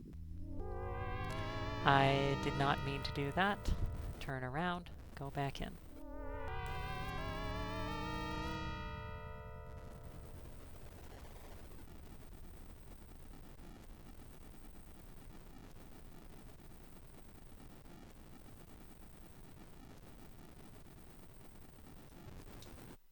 And here we are. Solar system. Remember, this game is from 1991, but they already knew that there were only 8 planets. And this third guy here must be Earth. Also, the star has already gone, so I guess that kind of explains why nobody's around here anymore, even with the fall of the Empire and all that. Scanning. So, nitrogen, oxygen, water. Yep, nothing to mine, really. Analysis. 1 gravity, it turns out. Arctic tropical calm. Sweet. You know, I think people might be able to live on Earth. Planet log. Okay. And let's go ahead and land. The log says it's at 12 north, 104 west. Yeah, that looks about right, doesn't it?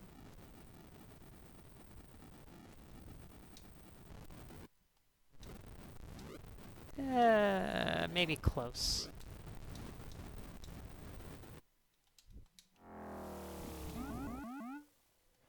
And we got a hypercube. Second shipment of iridium to arrive at 56 north, 16 west on Mardan 2, no later than the third day of. People are panicking, the solar flares are intensifying. The best estimates give us 3 days at the outside. So somebody was living here when these solar flares started. That's interesting. And yeah, it turns out the solar flares also cause a mild increase in temperature. I guess all the water boiled off, but it got better later. Ben and Anna's Academy of Independent Thinking, located here at the Yucatan, which I guess fits. No, come on.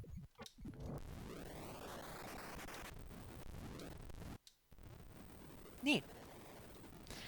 So we can also check out Mars.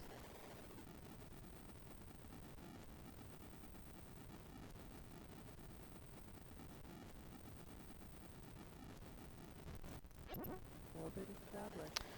Yeah, it doesn't look like there's a whole lot happening on Mars, does it? Analyzing.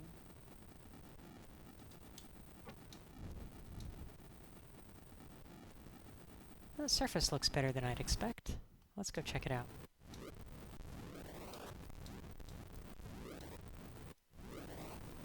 Yeah, nice green and blues of the Martian surface.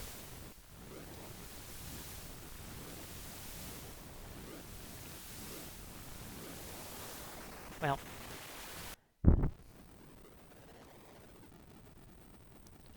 I think I also want to look at Venus.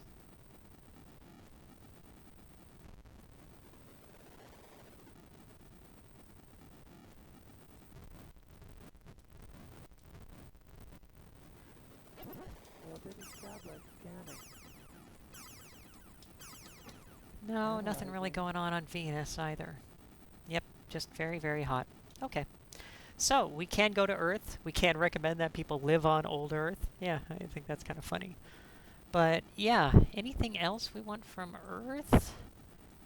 The fourth planet in the Sol system had a ring device. Oh, that's Mars. Okay, let's go back to Mars and we can go get that other device.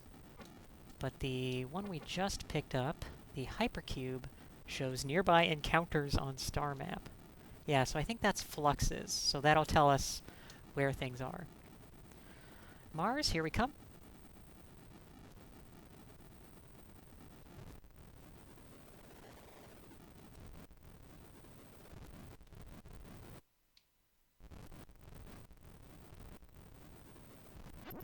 Orbit established.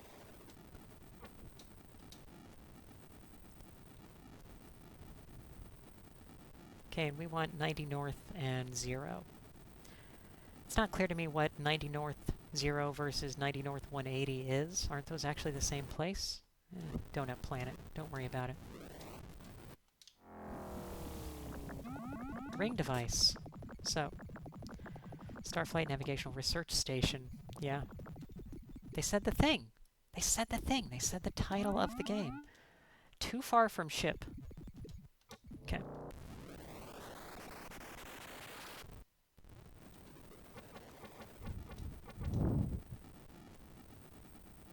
So, actually, no, this one shows fluxes and this one shows encounters. Interesting. We'll see exactly what that means. But hey, this is the old solar system. Neat. So next, it's been kind of a hassle. Like, I've been doing a lot of cheating to find a lot of the artifacts, but there's one other thing we can do for that. So, yeah, and here's where the third black egg is. But we can also go to the old Alolan homeworld. It says Alowanian for some reason. And that we heard the Alolan guy mention earlier. So that's 129.33. That is not too far. Let's leave the solar system and take a look.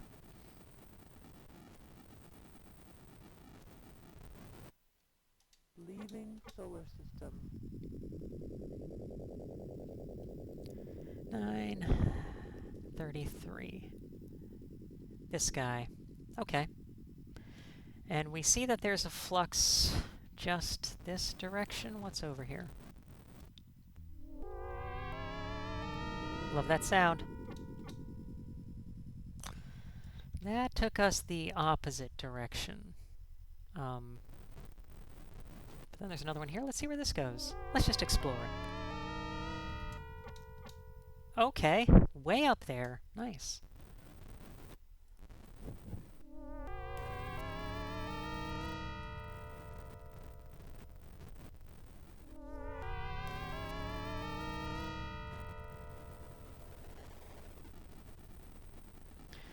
Alright, we'll head there the old-fashioned way, but hey, maybe we'll fly into something.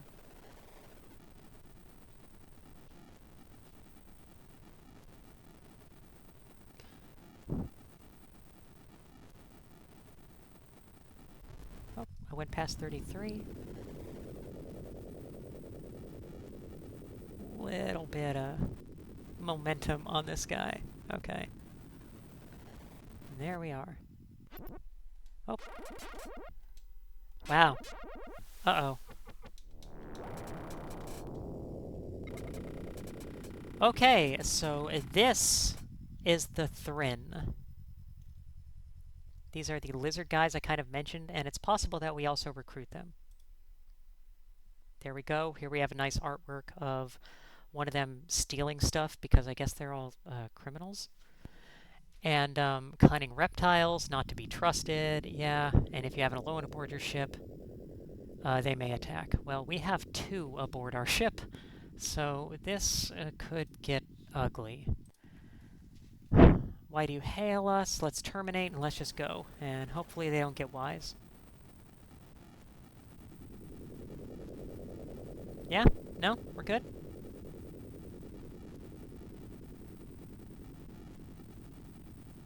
Okay.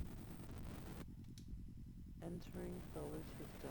And so it's supposed to be the old homeworld is the 2nd planet in this system. Let's get into an orbit and check it out. And hey, maybe it's habitable.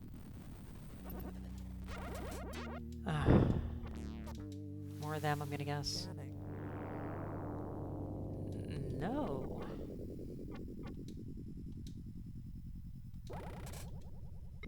No, it is them. I messed up. Okay. Goodbye.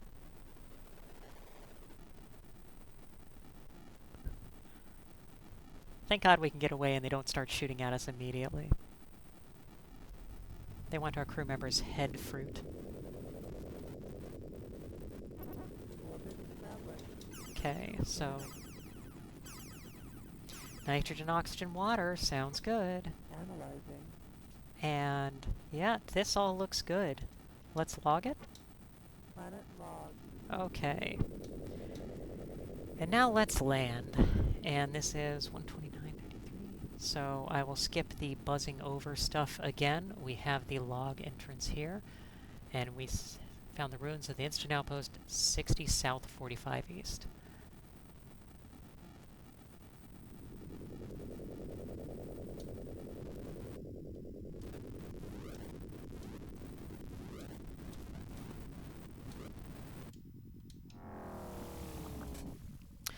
Information has successfully pinpointed the Tesseract energy enhancer and the Red Cylinder ancient ruin located device 15 north, 44 west, 1850.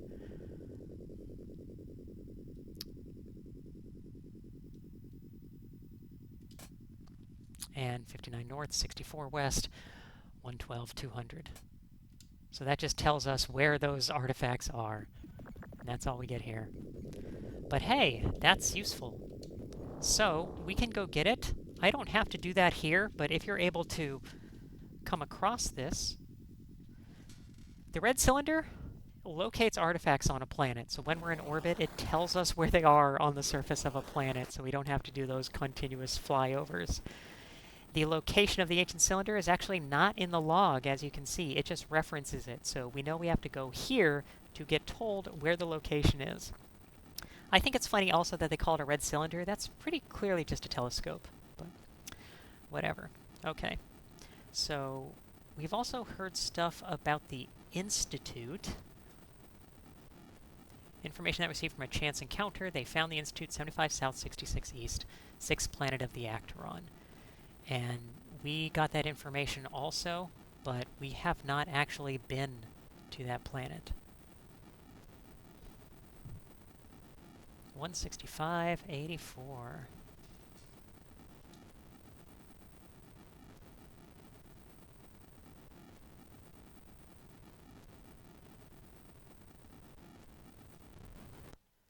Leaving solar system. Okay, that looks like an encounter up there, so that would be us getting confronted by somebody. We can stay away from that. 165.84? Yeah, that looks like it's in the nebula. Let's go check out this flux. Yeah, it's surely these guys again. Scanning. Yep, that's them.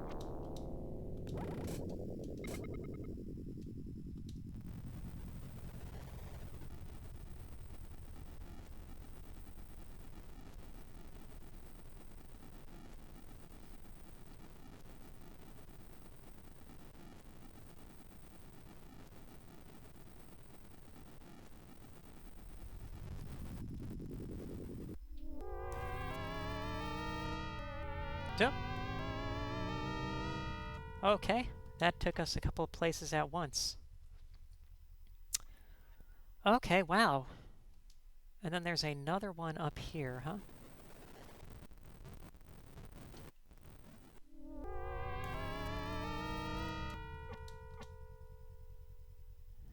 Huh, okay.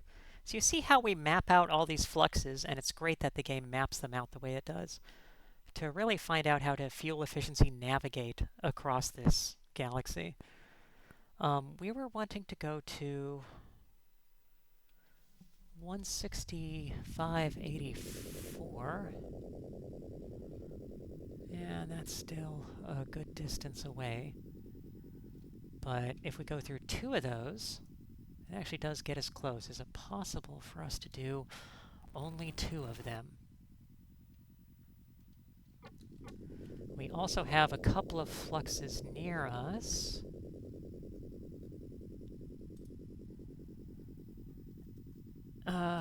Let's see. Maybe 229 or so, 235.49. No, that's too far away. 234.167. That guy. Let's try that one.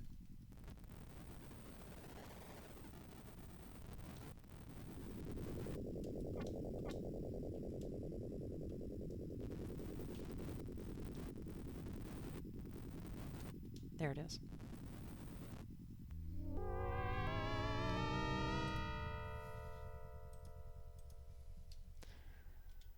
$109,204. Interesting. And we were trying to go to 165.84.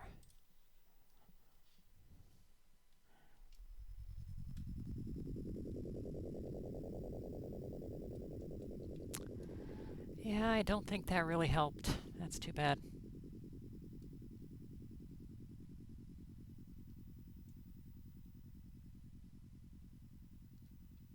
And no other fluxes near us here. Okay. Oh, well.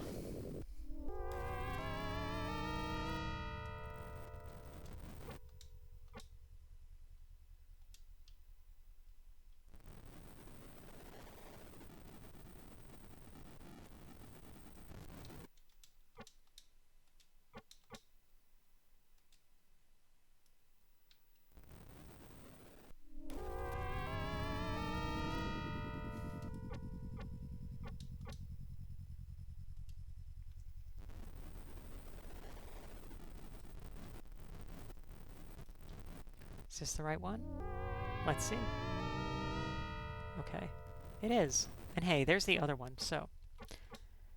Now we are actually pretty near it. 165.84 is in here, so we just gotta go northwest.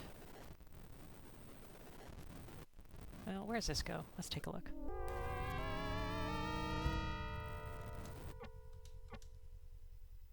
Interesting. Probably don't want to be over there. Oh, come on.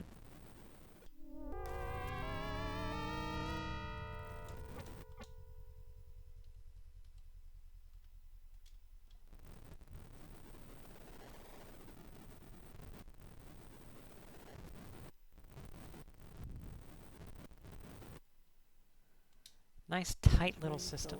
Okay, so 6th planet.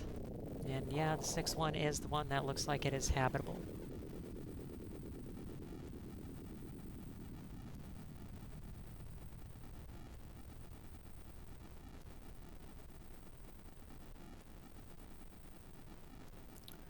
So we can fly over and do an orbit of that.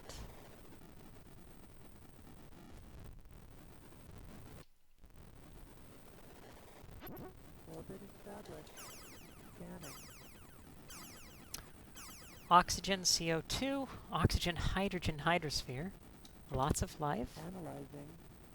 2 gravities. I am not going to log this one. So if you log a planet that it turns out isn't habitable, they fine you for it. But here we are, 165.84, and we want to go to 75 south, 66 east.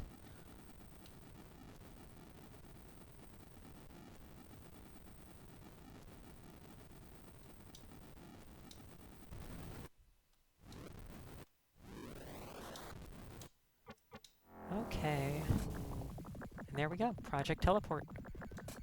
Devised a scheme to teleport an operative from a specially built starbase, which will be known as Crystal Base 1, to the surface of the Crystal Planet. Because of the problems involved with the teleportation of this distance, we will not be able to retrieve the operative. The volunteer will be sent in with a nuclear explosive. If possible, he will stay in communication with the starbase. He will locate and destroy the control center of the Crystal Planet. Potential problems include teleportation reliability, insufficient explosive power, communications through the magnetic field generated by the planet, location of... And Crystal Planet, apparently somebody did talk to them. 14 hours since they were sent down, no point have we received any communication. At exactly 12 hours and 11 minutes after his departure, we witnessed by an explosion on the planet's surface, setting up drones to test the defenses of the Crystal Planet in attempt to ascertain the effect of the explosion. Therefore, it is our finding that the only effective means of destroying the Crystal Planet is with the use of these devices. The first of these, the Crystal Orb, needed to nullify the defenses. I think we already got that. It's the possession of the Velox. The second device is the Crystal Cone, which we do not have. This is needed to identify from orbit the location of the control nexus, and is known to be at coordinates 29 south, 55 west, at the first planet. Okay, so we have it gives us the exact location to find that thing. Unfortunately, it's deep in Olex space, who we've been warned are very, very dangerous. And it's only vulnerable there, and then you need a bomb. The actual force necessary is unknown, something on the order of a gigaton. But we have those planet destroyer bombs, so that should do it. Oh, come on. So, this just told us how to destroy the Crystal Planet. Why exactly would we want to do that? So, we've been told that we need to take down the defenses of the Crystal Planet to get down there, and apparently people really did want to blow it up. The Institute wanted to destroy that thing. The Institute was also investigating the supernovae that were happening and including happened to Earth and burned everybody off of the surface. Why exactly is all that? Well, let's see here.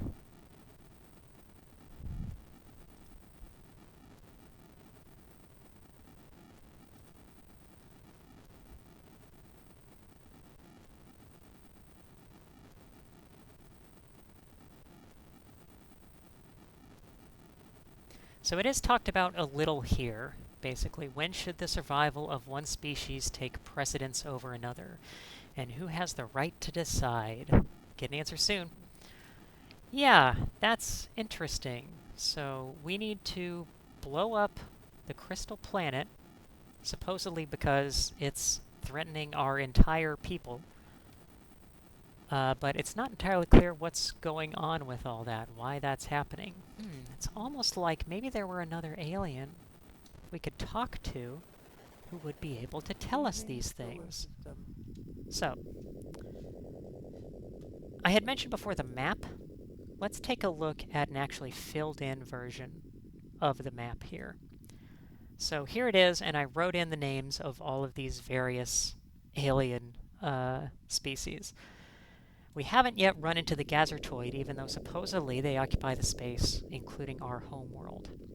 Otherwise, we have run into all of these, except for the Olek, who everybody has told us are very, very dangerous and can kill people quickly. And also are guarding the location of the crystal cone that is needed to destroy the crystal planet that is needed to save us somehow. Well, let's see where we are at the moment.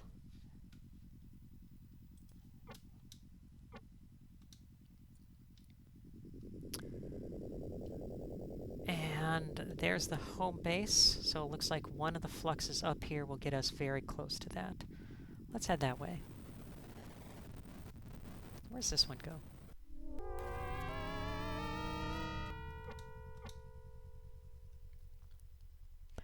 Yeah, that helps.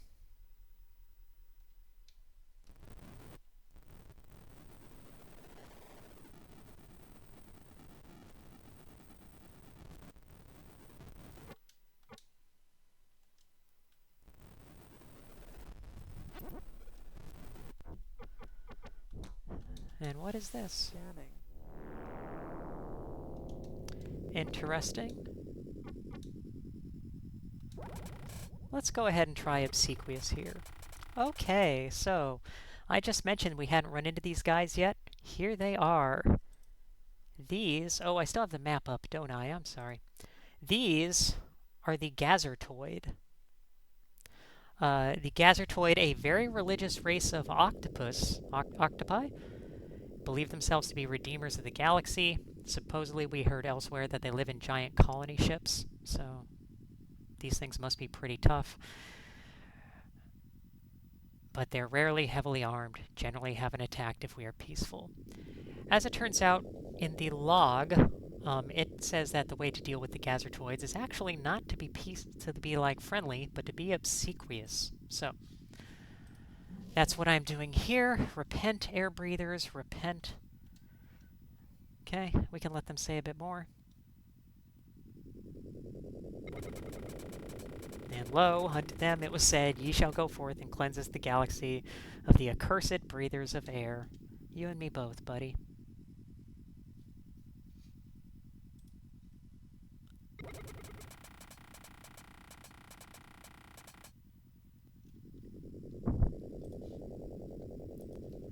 Yeah. Are we good to terminate? Is it okay? Can I go? And be appalled, for art thou not the accursed abomination. Okay. Alright, see ya.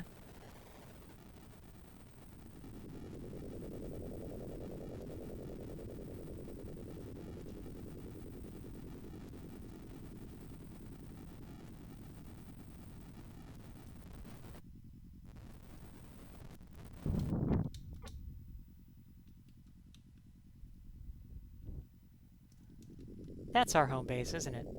This is something else. I've been going in the wrong direction.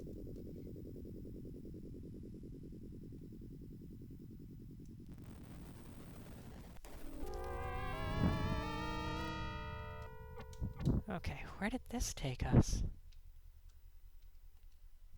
Yeah, okay.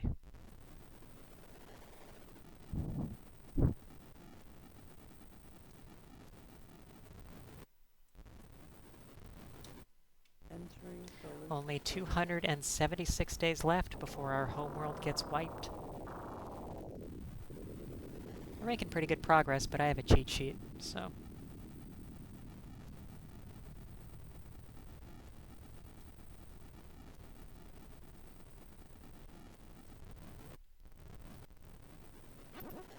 been established. Okay. They're like that planet, that planet, that planet, and that planet. Neat. Anything else happening? Yeah, flux locations that we already knew about. And somebody seeking employment, highly qualified female Thrin. Yeah, it has a bunch of these kind of messages. So let's buy some more fuel. We have plenty of money.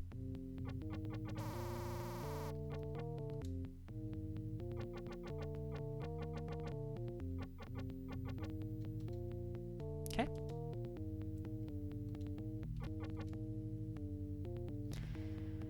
And let's take a look here. Maybe we want to get some weapons for some reason. I don't know. Let's you know,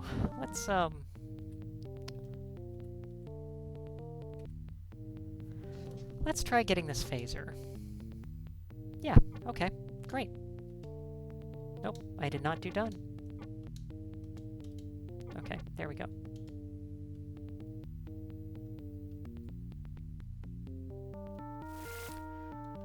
Actually, you know what? We can buy multiple weapons at a time, and they'll just all fire at once. See, our mass isn't increasing in the lower right when I buy these things. So, yeah, we're good.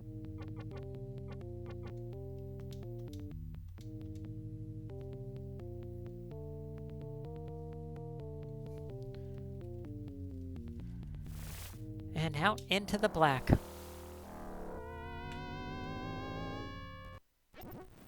Okay. So, according to that message we found, the crystal cone is 2198. Might still be a bit of a question why we'd need to blow up the crystal planet, but hey. It's a video game. We know how these things work. So it's up there. Now, supposedly, there was a list of fluxes to get into the Olek. As it turns out, this is also in the manual.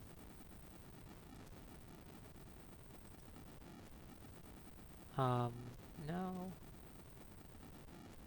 Well.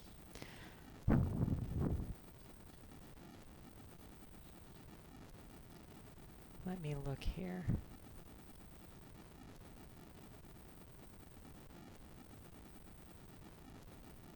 I guess I don't have that page up and ready. I'm sorry. But yeah, there are a bunch of fluxes that will take you into the Olek space, and supposedly, like, because they do that, you can then not spend much time at risk from them. But here. My ship is pretty well upgraded, and I saved, and I bought weapons. Let's head in that direction and, hey, see what happens. Looks like there's another flux up here. Where do you go? Okay. So, this is also mentioned in the game, yeah, just east of there, that there is this system, this big cross that has a bunch of fluxes at it that are useful for navigating the galaxy. What is this? Oh, okay. When I mentioned that there was more to this story than we'd heard, and maybe there was an alien that could fill us in, here they are.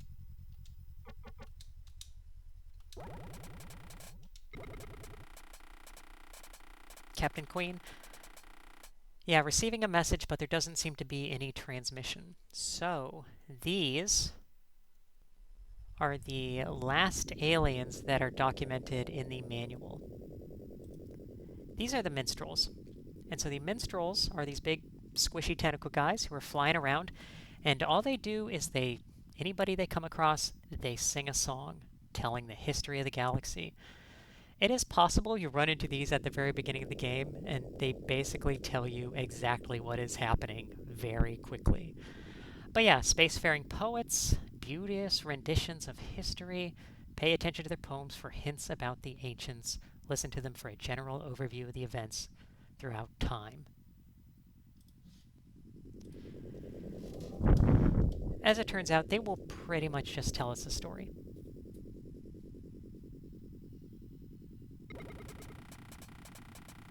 Through the windless night we sail to watch the timeless dance unfold. Out of joy, we share the tale to any who would have it told. You like this? This good? I'll keep going. Time, it seems, doesn't flow. For some it's fast, for others slow. In what to one race is no time at all, another race can rise and fall.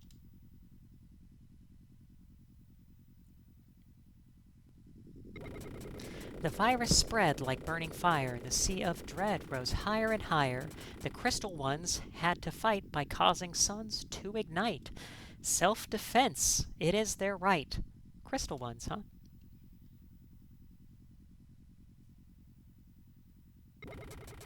Back when all the stars were young, before the minstrel songs were sung, when this galaxy was new, there came from far the crystal few. Gradually, they spread through space. They were the first, the only race.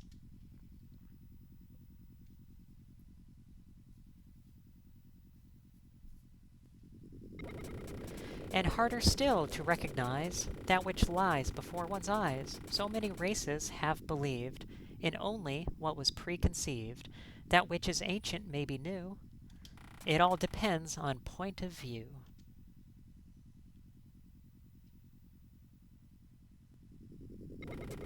From inward out, the races flee, searching for a place to hide. Ever in a wave of war, and on the crest the strongest ride.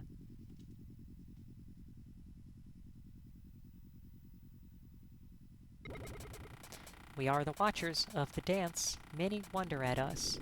But how could there not be an audience for the greatest of all comedies? I think that's the end of it. Yeah. So, the crystal ones are just doing self-defense. Time flows differently for different parties, and then everybody is escaping a wave and fighting as it comes. The self-defense being practiced is the supernovae. The crystal ones, as we kind of learn here and there and pick up, is Endurium. And we don't talk to them because they see time very differently, much slower. We are burning the crystal ones in the reactors of our spaceships, and they don't like being destroyed. So they cause this basically a reaction to wipe life generally from the galaxy by doing a bunch of supernovas in a wave across the galaxy. And if we recall, in the log,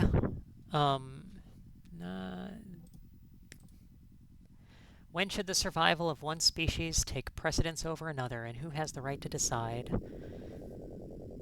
Yeah, so the crystal ones are the ancients. They are Endurium. The reason we find them at all the ancient sites, find Endurium, is because they just live there. That's just them. And then we toss them in the reactor and burn them.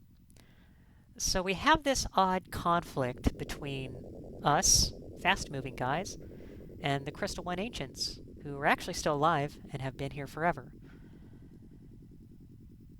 And so the Crystal Ones use the Crystal Planet, and that is what is causing their little wave of supernovae to try to wipe the galaxy clean of the ones who are consuming them. We don't have the Star Trek answer in this game. We can't talk to them and say, hey, let's cooperate, let's da-da-da-da-da. We need to save ourselves. We are going to wipe out their crystal planet and then continue to destroy them. Maybe something gets better in the future.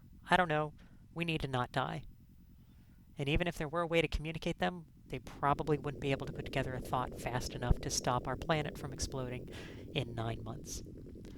I think that's a really interesting little plot here. The idea that we are going to basically continue to, I don't know, I guess I could say genocide this race, because otherwise we die, but that's entirely brought about by our own way of living. Something to think about that the game doesn't really go further in deep on, but is commented on around it.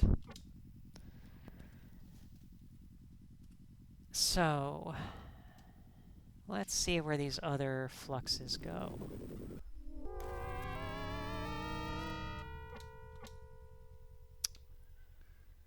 Yeah, that is the wrong way.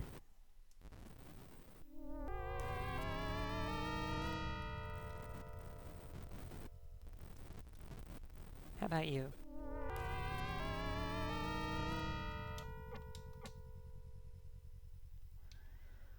Not quite.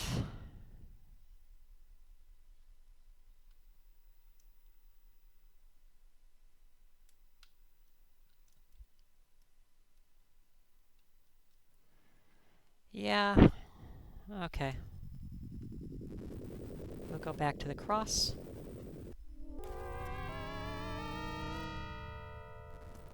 Still other fluxes we can look into.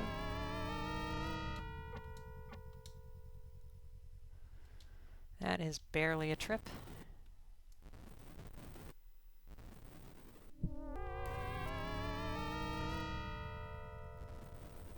How about this one?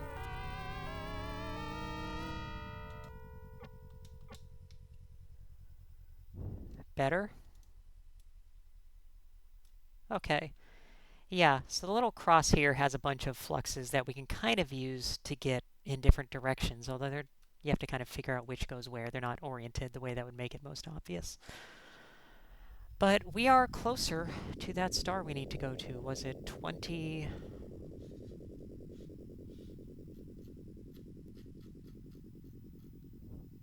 I'm looking at my other little cheat sheet. 2198. Yeah, so it's in that nebula.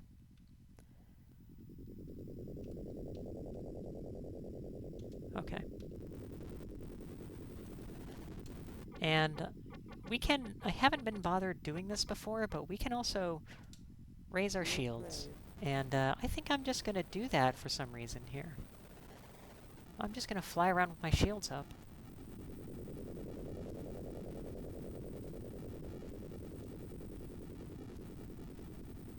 Love that we have momentum flying through. Oh! Okay, where did that take us? That took us over here. Alright, that is not the direction I wanted to go, but maybe that'll be good for our escape.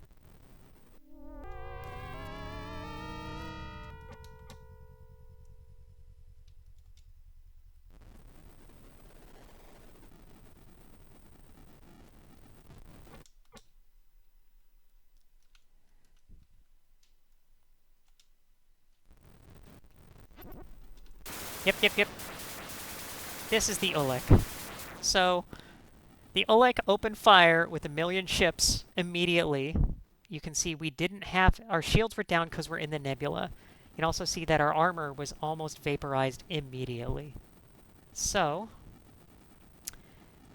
this is the only picture I was able to find of the Olek. They're not at all investigated in this game. They are supposedly, as I think is explained in Starflight 2 or something, a race of super nice guys called the Lek that were then basically brain-dominated, mind-controlled by an evil entity called the Ol. So Ol plus Lek equals Olek. And now they try to destroy everything. There is in this game a control world of theirs that you can find, and you can drop a crystal bomb or a black egg bomb on that, and it's supposed to kill the Olek or make them stop attacking you. And in the Genesis game, that does not work. So we are just here doing our best to get the F away.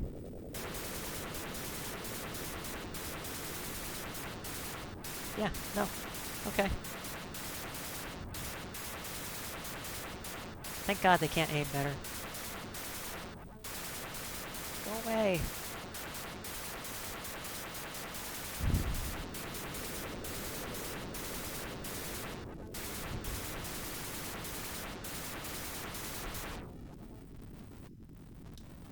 Entering solar system. Okay. And so the crystal cone is on the first planet. Dark red one there. Hopefully the Olek don't attack us while we're in system, because that could do it. In fact, I might save again.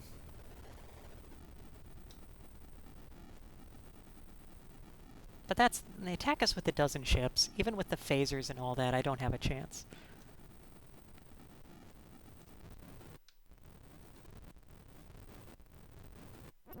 Orbit established. Scanning. Okay. Never going to be habitable, but we had the coordinates of the crystal cone given to us by the thing at the Institute also. 29 south, 55 west. Looks familiar?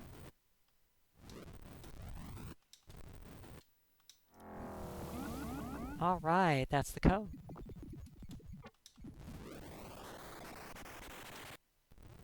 And we are in orbit. Wow, somehow they blasted away our armor, but we didn't actually take any system damage. That's amazing. Alright. I am going to jump in that flux just immediately east of the system here and hope that does it.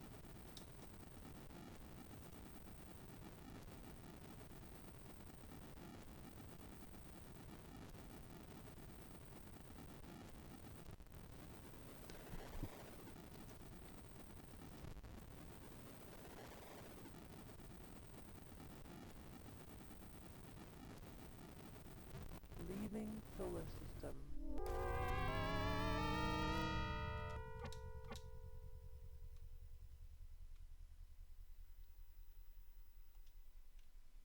Okay, this will get us a little further out.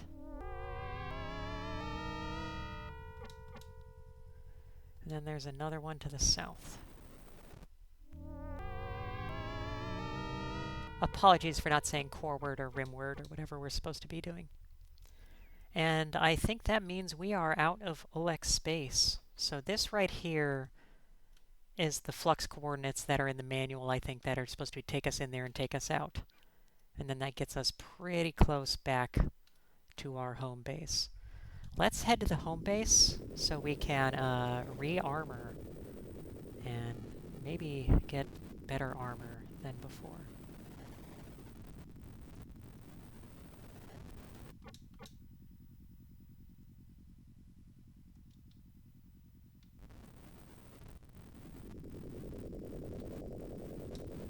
Entering solar 275 days.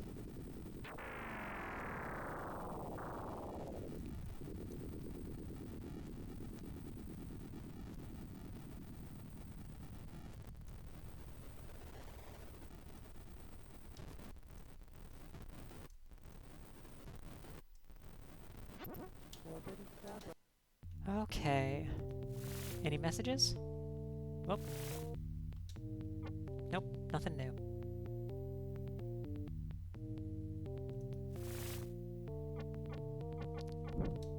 Okay, we have armor class 2. Let's go ahead and get rid of that. And get the class 5 armor. That didn't... I think that did actually increase our mass.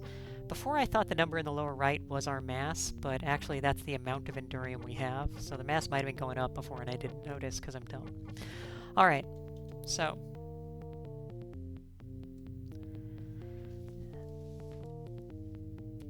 Alright, so we have the crystal orb, which cancels the crystal planet's defenses that make your ship catch fire.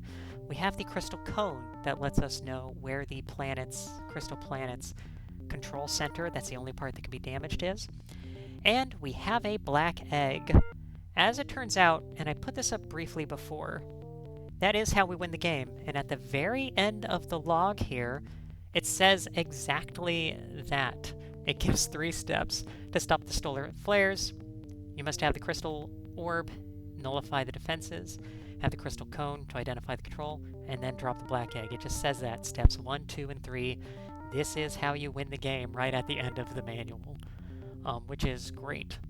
I just think that's so funny that they wrote this all out, that there was a real skepticism that the kind of dunces that play games really can't figure anything out unless you tell them exactly how to do it. So, that's it. The crystal planet, as it says, is at 192, 152. We have everything we need. Let's go do it.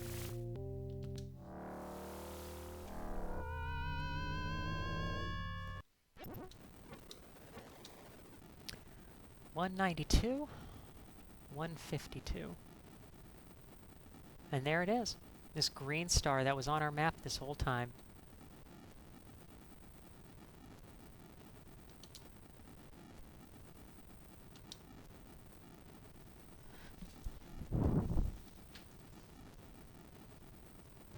Leaving solar system.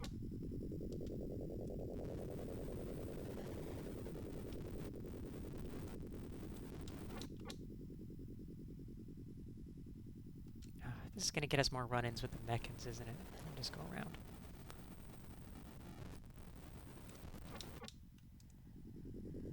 Yeah, okay.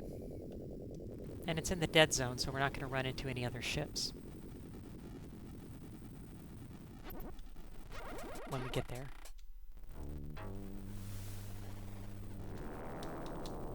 Scanning. And this looks like it's Veloxy. Yeah, okay. We don't care.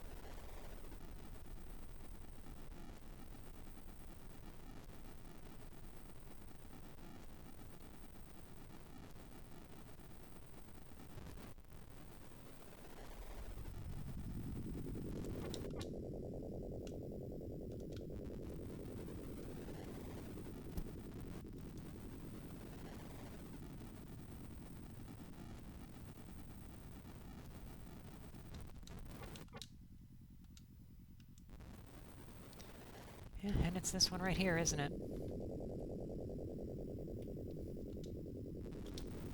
Entering solar system. 7 days until it flares.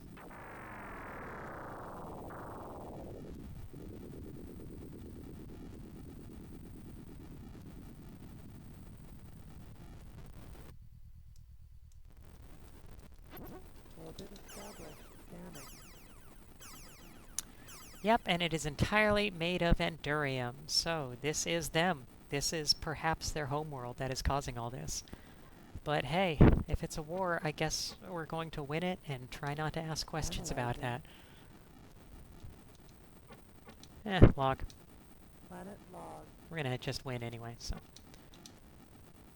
Okay, and we have the cone that identifies where the control center is. There it is.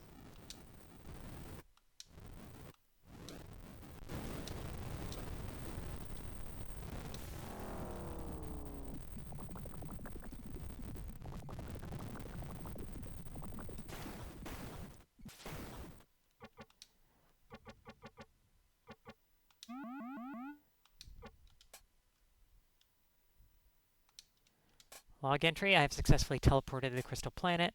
Dizzy and have experienced a profound sense of disorientation. The control nexus is visible. It would seem that the electromagnetic field blocking communications. I am therefore writing in this log as planned and will attempt to find a safe place for it before the explosion. Reach the control center, have set the charges. It appears to be a massive ruin of the ancients. The queer crystalline lumps of Endurium are everywhere. Astounding experience, I can hardly believe it. Seem to have a telepathic contact with the ancients. Oh, it is possible to talk to them. They are here on the crystal planet. I wish there was some way for me to communicate what I have found. The explosion is set for T-minus 40 minutes. In the event that the crystal planet is not destroyed, I can only hope that log is found by someone. I can hardly believe it. Those weird lumps are actually intelligent life. The ancients are Endurium. And we have spent hundreds of years hunting them to burn for fuel in our ships. Their metabolism is so much slower than ours. They live in an entirely different time framework. I didn't think they even know we are sentient. I believe it was only because of a link through the crystal planet that contact was made at all. This crystal planet was their last defense. I can hardly blame them. We must have seemed something like a virus to them. But just the same, I hope it works. We need to live.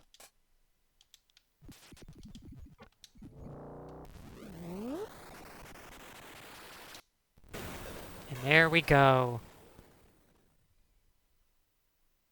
Self-defense.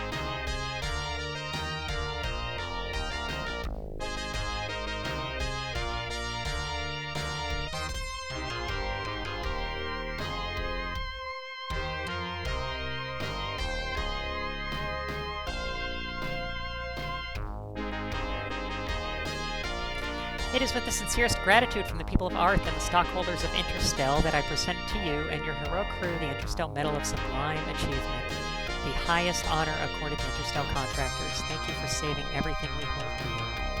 And there we go. That is the end of the game, Starflight, which I wanted to show everybody. Just an interesting game that laid a lot of groundwork that other games were then able to imitate.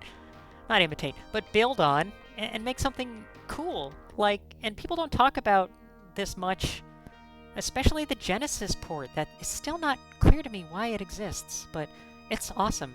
So yeah, here we have all the credits for this, which is not a whole lot. It includes a computer voice that says analyzing, and I think a couple of other things. And yeah, with a guided walkthrough, courtesy of the manual, and maybe a couple things I looked up online, we can do it in 2.5 hours. Funny enough now, it also repeats the ending sequence until we turn off the system, which I think is pretty good.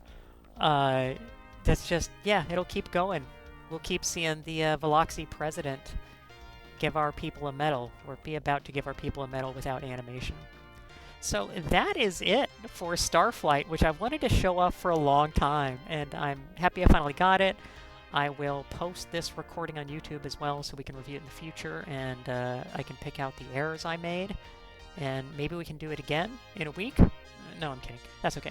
Just a neat game that people should see more, and I'm happy to help people see it more. Yeah, so thank you for joining me for this, either live or watching the video in the VOD or on YouTube. It's been pretty cool to be here and do this. I'm super happy to be showing off games like this. So, I